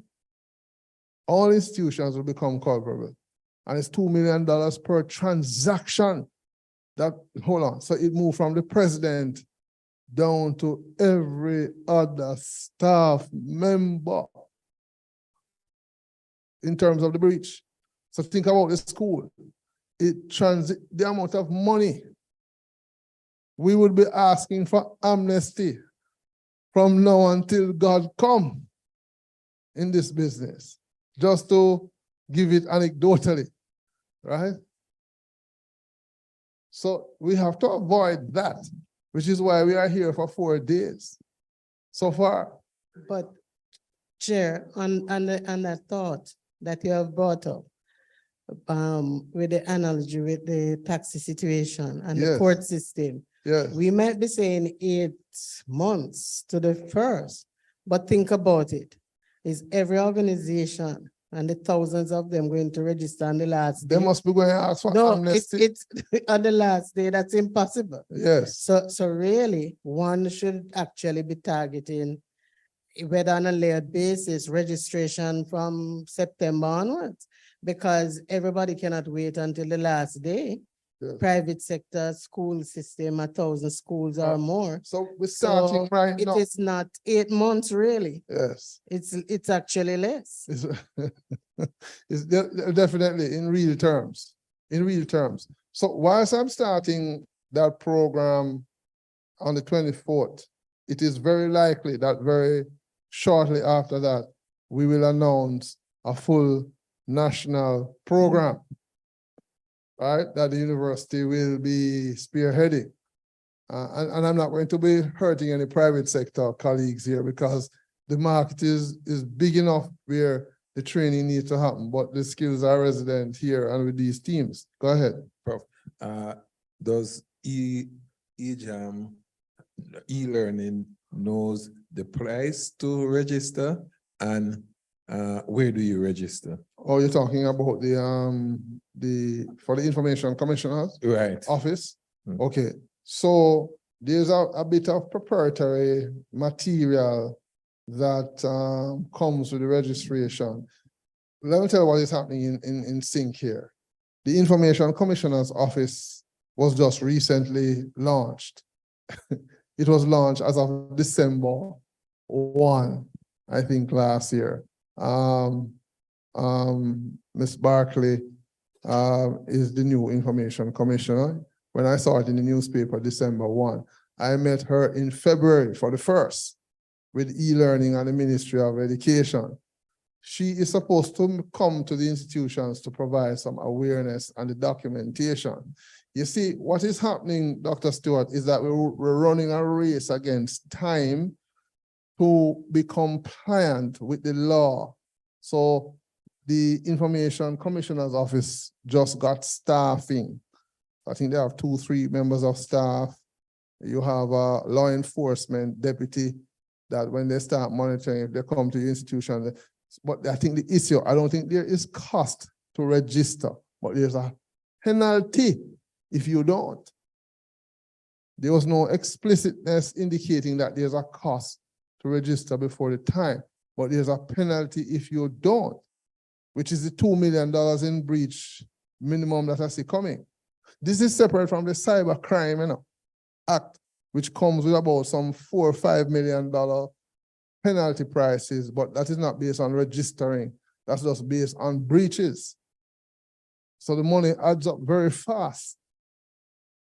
And I'm on camera, but I'm not going to say it is a source of government increasing its tax revenue. Really, right? I'm not necessarily going to say it is, right? But to avoid being on the wrong side of the situation, given the fact that the country is trading with multilaterals and the mandate given by the multilaterals. Otherwise, they are asking to freeze all trade. So PayPal, for example, that we used to do transactions, have been guided that they should manage trades using that platform any further unless you have states here conforming to that. I was in Curacao in a seminar sometime in 2019, going 2020, where those discussions were had in that forum, right? Now, so after we launched, so Mr. Lewis asked a question, so after we launched the Cybercrime Act workshop, which I'm contending will have equally the first 30 DPAs coming into that workshop. And then we launch at the end of that 6-week, the National Data Protection Workshop. It is important to note that those programs will now become ongoing. So by then, we will have a full data protection working group, which is coming out of this forum. So all the persons you see here this week are empaneled to be a part of the data protection working group, which is Leadership in E-Learning, UTech, Ministry of Education and Youth, the private sector organization of Jamaica, the likes of JCS and the JTDA. There are a couple entities that are being engaged to be a part of the working group. And there is the need for a recommendation for a national cybercrime secretariat and czar. There's a need for that. So these are notes coming out of this forum this week. Okay, these are all notes, that I'm articulating from the sessions that we have had over the 4 days here. We need a cybercrime secretariat and czar. It could mean, these are bold targets, It could mean that, we sort of develop local to UTech here, National Cybercrime Working Group that will support and drive the operations of the Secretariat. Of course, a funding model for all these things based on what we were saying earlier in the earlier session. Okay, we have comments coming in the chat, so I'm just navigating here. I would suggest that a registration kit be provided that the schools, yes, can become aware of what is required for the registration. That's a point. Let's note that point. Yes, a registration kit. Yes, yes, he's doing that now through design privacy. But it's not necessarily for the school, it's for everyone. Yes, he's doing 3 pilot schools and then take it from there. Yes, so there's a registration kit. There's also a data protection toolkit that was being recommended as well. But those things are managed through these things are to be managed through the working group as a part of the government, as a part of the governance. quite a bit so far. So this is all coming out of this week. So the recommendation for a National Cybercrime Secretariat and czar, we're going to need to unpack that a little bit more. It might coincide with the data protection working group, or we may simply need to look at a cyber crime working group as a part of the implementation modeling. Now, I want to tell you something. When these things went into Parliament, and they got approved eventually, the policymakers who were here, they would have sent out requests to different institutions island-wide, UTech included, to be honest. And the educators online are here. So most of us, don't really spend time listening to the politicians and these various working groups. I'm a Jamaican, I can say it, I see it every day. Man, so boy, that is government business. Why am I getting into government business? That's not mine as an educator. So therefore, there were not enough recommendations at the stakeholder group meetings. Is in 2022, we at UTech got involved, It was May of 2022, where a conversation came up with the leaderships in the computer society and so on. I said, listen, Sean, you see, you're teaching cybersecurity at UTech and the students learn to hack in the special classes. They can go to prison, including you, the lecturers. I said, hold on a minute there, hold on. We need to fix that argument right away. That argument don't sound too correct at all. Do you know that the revisions that are coming under that act will now make it a crime? I said, hold on, we need to fix that. That can't work. Otherwise, they'll have to lock down the universities and the colleges all over the country. So if a student come and do something that they shouldn't do, all of us then become culpable. No, man, that don't make any sense. We make a submission to cabinet, which is how we had Senator Gale and all the senators here, Trevor and ourselves, and we had to put that argument in place. We had the likes of Chuck Cameron and team, and we said we're going to create a sandbox. So when that becomes enabled in law in the next couple of weeks, because I saw Senator Rodriguez with the document this week, saying that she's just coming back with the final document from the Senate, yes? When that rubs into law in 4 weeks, if a student from your class, Doc, use ChatGPT to do an assignment and it is under policy, something that they did which was illegal, it shouldn't come back to you. Or the Google form that the students use, they put a virus or a bug in there that crash your machine, right? Or crash some services on the campus. It shouldn't come back to you and the campus. It needs to protect the staff and the student population in general who are not a party to those crimes. You see how important this is? Which meant that everybody should have been in the discussion. So, because it's a national discussion. Anyway, it is what it is. It still got approved, right? So even if it's 5 of us got there and it was done, we represent the country. Now, the repercussions of that is when everybody hear that boy can go to prison for 4 or 5 years, or you fine a couple millions. A man going to start to scratch his head twice and say, wait, hold on there. 4 or 5 million, I'm going to have to get amnesty for all of this. Right? So our payment plan, which your grandchildren and great-grandchildren will still be paying for. So we have to be, the current generation being here, be mindful of these realities and say, hold on, let's get our act in order to understand what we're dealing with here. So going forward, we're recommending a National Cybercrime Secretariat and czar. The 5 million, you can be compliant with data protection, but you're breaching cybercrime. You understand what I just said? Or you're compliant with cybercrime, but you're breaching what? Data protection. So you need to figure out what's going on with the two at all times, regardless of any field you are in. Because some people believe that this is just an IT forum, This is not an IT forum.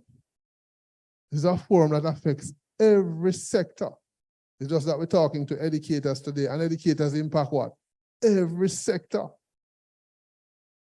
So, under the school's development plans, and I took those notes from the principal earlier, you have a development plan. So come April 1, right? When you and your team start meetings. So inside of UTech, for example, all directors and heads of schools and deans, right? I hope they're all hearing me, right? Will need to look at in the development plans of your faculties and colleges.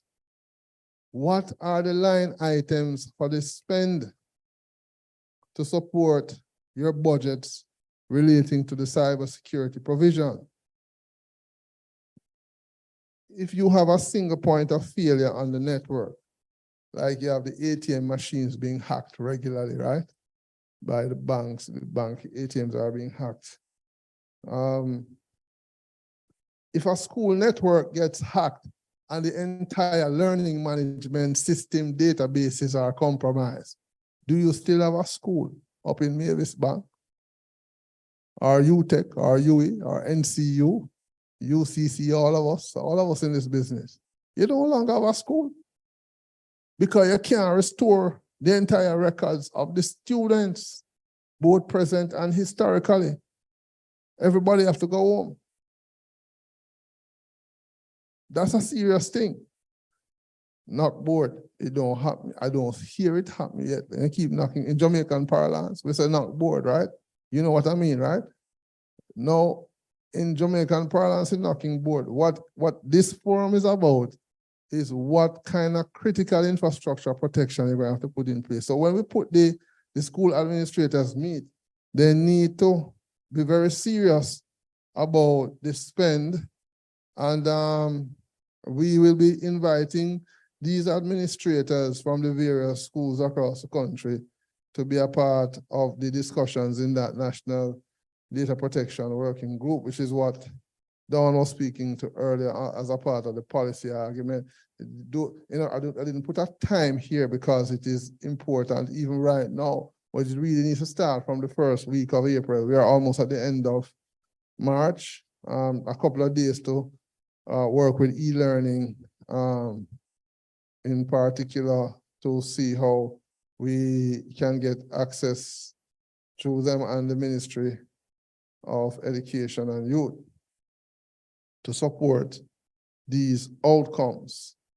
Coming out of this forum, I never said that this list of the way forward is exhaustive, but you have to start somewhere. I don't want to come here and boil any ocean. What we're saying today so far is still a lot. After 4 days, this list is not exhaustive. It is only to suggest a starting point of where we need to be heading. So the launch of a national cybersecurity student groups, I took that from another panel member where we can, and that was said again today by Chris, you can have hackathons, competitive sessions for staff and the students, principal said it as well, staff and students. If all of these become motivational activities, this might become a new headquarters for these continued conversations, because you have to take these conversations and put them in context. And, I would say the 4 days have sort of determined. We were planning to run this probably for 3 days, then we were thinking probably up to 4. But we were arguing it could have gone to 5 days, but we know between all of us here have other activities running concurrently. I will contend that we have spent the 4 days well. Let me now open the floor to any final comments and questions and closing remarks that will be made by myself and Mr. Lee, the CEO of eLearning, to bring these proceedings to a close. But you have heard all of this. What is your thoughts now, given the points? I see Mr. White at the back there. His hand is up. Let me see if online there's any thought at the moment. There's a lot of work here. Yes, Prof, very, very, very good and insightful workshop. I'm just sorry I wasn't able to be in here for the full sessions, but I'll watch it. The recordings are available on Right. YouTube as a disclaimer. So those who didn't get a chance to come, Right, the definitely. YouTube links will be made available for all who were unavailable. Thank Go you, ahead. Prof. Yeah. Very good. I saw a discussion happening in the US where I think it was Texas, where there are similar legislation, and a parent apparently took the school to task, and the government, well, you know, they have local governments, right? In the state, right, for the state. And on the one hand, the school is saying it has a right to protect the privacy of their clients. And in this case, the client is the student. While the parent was saying, it's my child. The child is a minor. I have a right. In fact, you have a right to me to share what information you have on my child. It got a little murkier, Prof, because the school was saying, look, in that particular American state, as I said, I think it's Texas, but don't quote me, they have laws, you know, like the anti-abortion and so on, and the student has a right to like go to the guidance counselor or the clinic and they get condoms and all those things that's recorded. And the school is saying, look, we have to protect the privacy of the child. And the parent is saying, no, it's my child, right? You are supposed to, by law, share the information with me. Was that discussed or considered? Yes, it is considered. As a matter of fact, here in the Jamaican Constitution, and I don't know if you knew this, all our educational institutions, including UTech, under the current Education Act, which is the next thing Senator Rodriguez was making, that we need to look at it's about 8 acts that need to be looked at to align with the cybercrime and the data protection. But currently, without the enforcement under the data protection, what you currently have is that under the Education Act, every student who is here in this university, and I probably see some students who are here, you know, when they get their grades, they don't have to show it to any parent, you know, as a part of the current privacy requirement, you know. A student, once they are registered in the institution, even though it is your parent who send you, come to the institution, they have no right to walk into UTech and come to a school or faculty or the registrar's office or student records and say, give me the grades for Mr. David White. Can you imagine that, right? So therefore, it is really internationally understood then. It's not just limited to here, that privacy provision exists. Yes, yes. So there's no sharing under that. The issue now becomes even more constrained and managed under the data protection, in that we have been practicing that as well somewhat already, because if a lecturer teaches a course, it is he who can see the course and not necessarily another lecturer teaching another set of courses. Or the administrators to whom that lecturer reports will have remit for being able to view the records of those students under the privacy provision. So there's already some alignment. The issue now is how far impacting the new legislation will be relating to some of these activities. So if a student, for example, committed a crime under the Data Protection and Cybercrime Act, what we're trying to make sure is that the university and the colleges are a sandbox, that if a student did that activity or the teacher did that activity on their own, they are held personally liable as opposed to the entire institution, which is why you have to have these provisions now in place to sensitize and to implement within, because in addition to doing the training here, I must tell you, the data protection officers will need to go back into their institutions and put in place a local policy in the institution. So I'm doing that now as projects for the private sector as well as for government. I basically chair the working boards implementing these provisions. But the academic institutions are still playing catch up all over the country. You see what I'm saying? So this is an important sort of conversation. So yes, this is the way forward, and we will meet again in a couple of weeks with the first session of the data protection officers. Yes, you suggest registration. You have found this an informative workshop. Thank you very much, Jennifer. Dixon. Okay, question. Yes, sir. Good day, colleagues. Cameraman has been doing a wonderful job now. Let's allow him a chance to speak. Yes, sir. Go ahead, sir. What I wanted to do was to make a recommendation regarding the auxiliary units for the education sector, such as libraries and other branches, because they are more susceptible to attacks than anywhere else in educational institutions, seeing that they are less maintained technologically, especially as it relates to security. So would it be possible for special provisions to be made for those more susceptible, where they are given special attention, seeing that they are more times often than not overlooked? Okay, so I will continue. The whole school system isn't a problem, but okay. So when we start the implementation, what needs to happen is that in the organizations, we have to do what is called a risk register.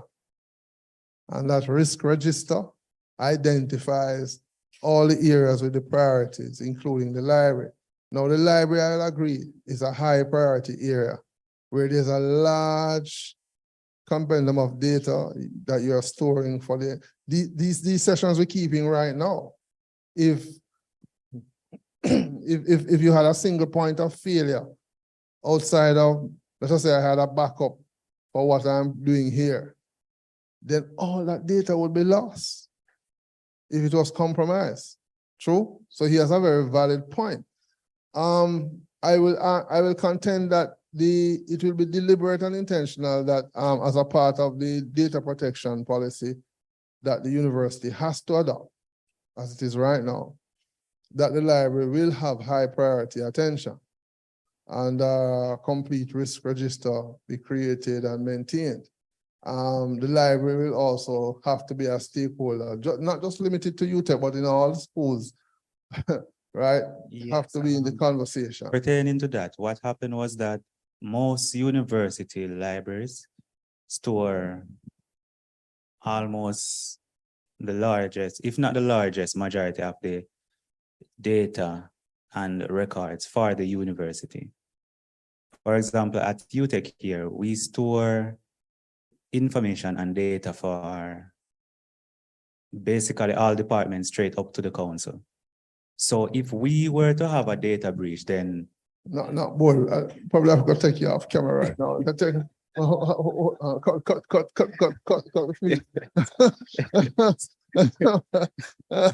yes, but just to show the extent to which we would be crippled if such a thing were to happen somewhere that people often overlook. Yes.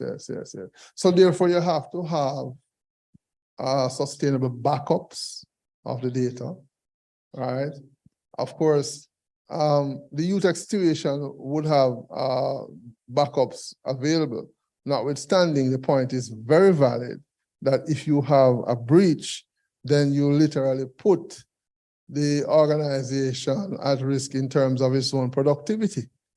Yeah, so you're very right. So in other words, I want to pull that out of the conversation based on what you have said. And you're actually speaking for all librarians right now across the country. I don't think you're only speaking for UTEC. He's speaking for all the librarians countrywide. So this is a very serious business. The way forward really requires urgency. And that's why I'm keeping this discussion. I actually have to say to UTEC as well and the president, move with alacrity. You have other institutions that have started. the data protection offices. Not sure if they have registered yet, but at least they have created the offices. Some don't start yet. As I said, I'm supporting even government agencies building out working groups as they are data controllers. So yeah, so we are both data controllers and data processors here. And the issue becomes significant under the legislation as to who you are in that vein and the penalties that come under the provisions. You know, so this is no child's play activity while we have been here 4 days. The 4 days is the start, but we have given a way forward by building the working groups, by actually recommending a 6-week workshop starting the 24th and then launch into a national workshop on the data protection afterwards, a cybercrime workshop for the act itself, and then a national program on the Cybercrime Act, and the intention for working groups and funding groups within that working group to look at monies, which we discussed earlier, where the sources exist. It will not come from the Ministry of Education unilaterally. You may get only pockets, right? If so much, but you may have to look at alternative sources going forward. So I hope this forum has been clear to everyone, and I sincerely hope it has met its mandate over the 4 days. I want to thank you all for your physical as well as virtual attendance over the 4 days, and the continued participation, the active participation in making this success. And the recordings will be made available. I must thank the team here at UTech for all the staff within the School of Computing and the School of Engineering who had been working behind the scenes to make this a reality. Let me also thank the library team and the team from Multimedia LTSU who has been working as well. Let's give them all a round of applause, just to acknowledge. And I'd like to thank my staff in the Dean's office who have worked as well, earnestly as well, in making sure that the reality. So it has been a teamwork that make the dream work. And I'm just giving credit to that process and to the outcomes from the staffing that have been working here. And I'm sure the same will be extended by Mr. Lee. I want to thank him and his organization and his entire team as well. Let me say that publicly from UTech to e-learning and to the Ministry of Education and Youth and the minister herself for endorsing and supporting the fact that we should have coordinated this particular event. So at this point, I'm going to turn over to Mr. Lee to make his own final remarks to the proceedings as we now draw it to a close, and then you can all proceed to lunch who are here in person and also online otherwise. But I'll defer to you and where this is concerned. Sir Lee, thank you. All right, thank you very much, Prof. Thorpe. I've known Prof for quite some time, and it's really good to reconnect with him in this initiative. I think from the get-go, he has been extremely supportive, and I really want us to big him up, give him a round of applause.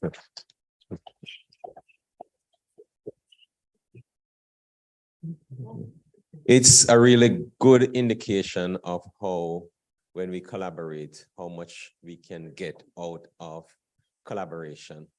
When we started this thing, I didn't know it would have evolved to the extent where we would be sitting here in front of an audience, live and in virtual space. And the level of engagement and participation, is really encouraging.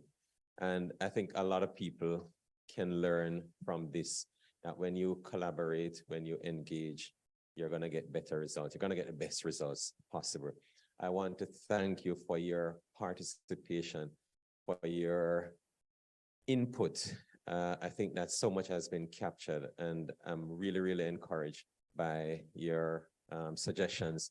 We're going to take all of those on board in coming up with what is going to be the way forward. So it does not end here. Here's really the beginning, and I really want to thank you again for your participation, for your contribution. I want to single out the UTech team. You've really done a phenomenal job. I know when we came here on Monday, we had some technical issues, but of course, that's part of life. So you resolved those, and here we are on the final day, you know, in nice air-conditioned facilities. Everything is working beautifully online, and it turned out well. We were never deterred at all on Monday when we had those issues. I never felt that we were going to, you know, end up not having a workshop, and it has worked out so well. All the persons from Mavis Bank, you know, I want to big up Mavis Bank as well. The principal, you know, really coming out and supporting this along with his team and participating. We're going to call on you again to help us to move this forward. So I want to thank you for coming, sir. And for all those who I haven't called a name, thank you so much, Winsome, for your contribution from UTech again. That's just immeasurable. The contribution that you have all made. And again, I thank you. I, of course, have to thank my e-learning team and the online persons, but the e-learning team, thank you so much. And I have to single out Michelle, because Michelle kind of took this on wholeheartedly and really pull the rest of the team together. She don't sleep. Right. She pulled the rest of the team together, Dorothy and the whole projects team, our comms team, everybody who has really made this possible from e-learning, the entire e-learning, you know, really pull together and make this possible. Thank you so much. But before we go, I have something here for Prof. But before you go, I have something here for you too. So we're gonna exchange gifts. So I can't do it one time, so we have to take a sequence here. Right? is this my honorary degree from UTech?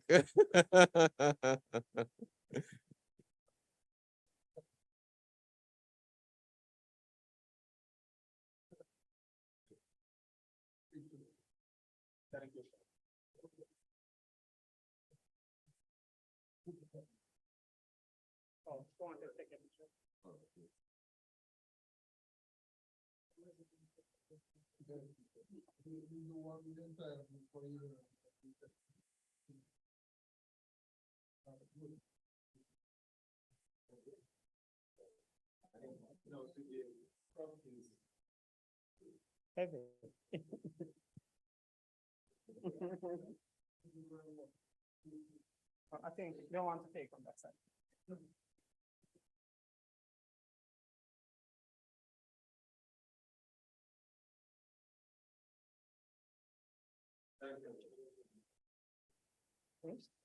I'm done.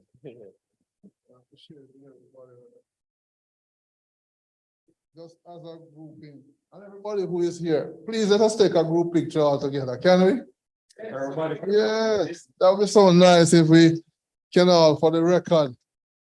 Or even the photographer should be in it, but he has his job cut out. It's a huge photo. Let's do that, please, as a courtesy to the occasion. This is the closing event, please.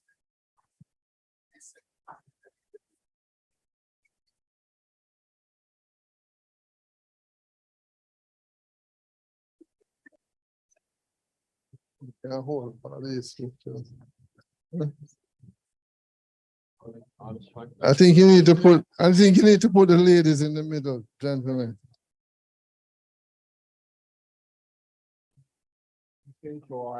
Short people in front. You need to be in front. I'm front. You have to go far. No, you want to. If you tell yourself that enough time, you know, knows. By definition, here.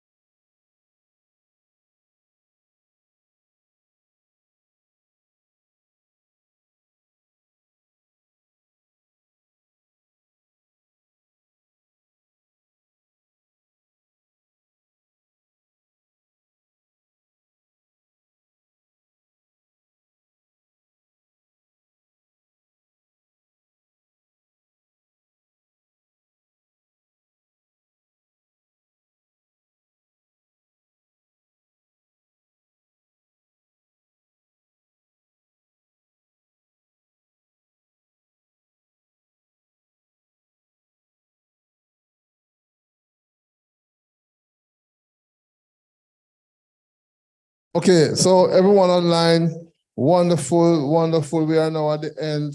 The recordings will be made available. And I saw all the comments coming from the chat on YouTube and Zoom. Wonderful. Recording will be made available shortly. Have a good day, have a good weekend when it comes, and see you in a month's time. Recording stopped.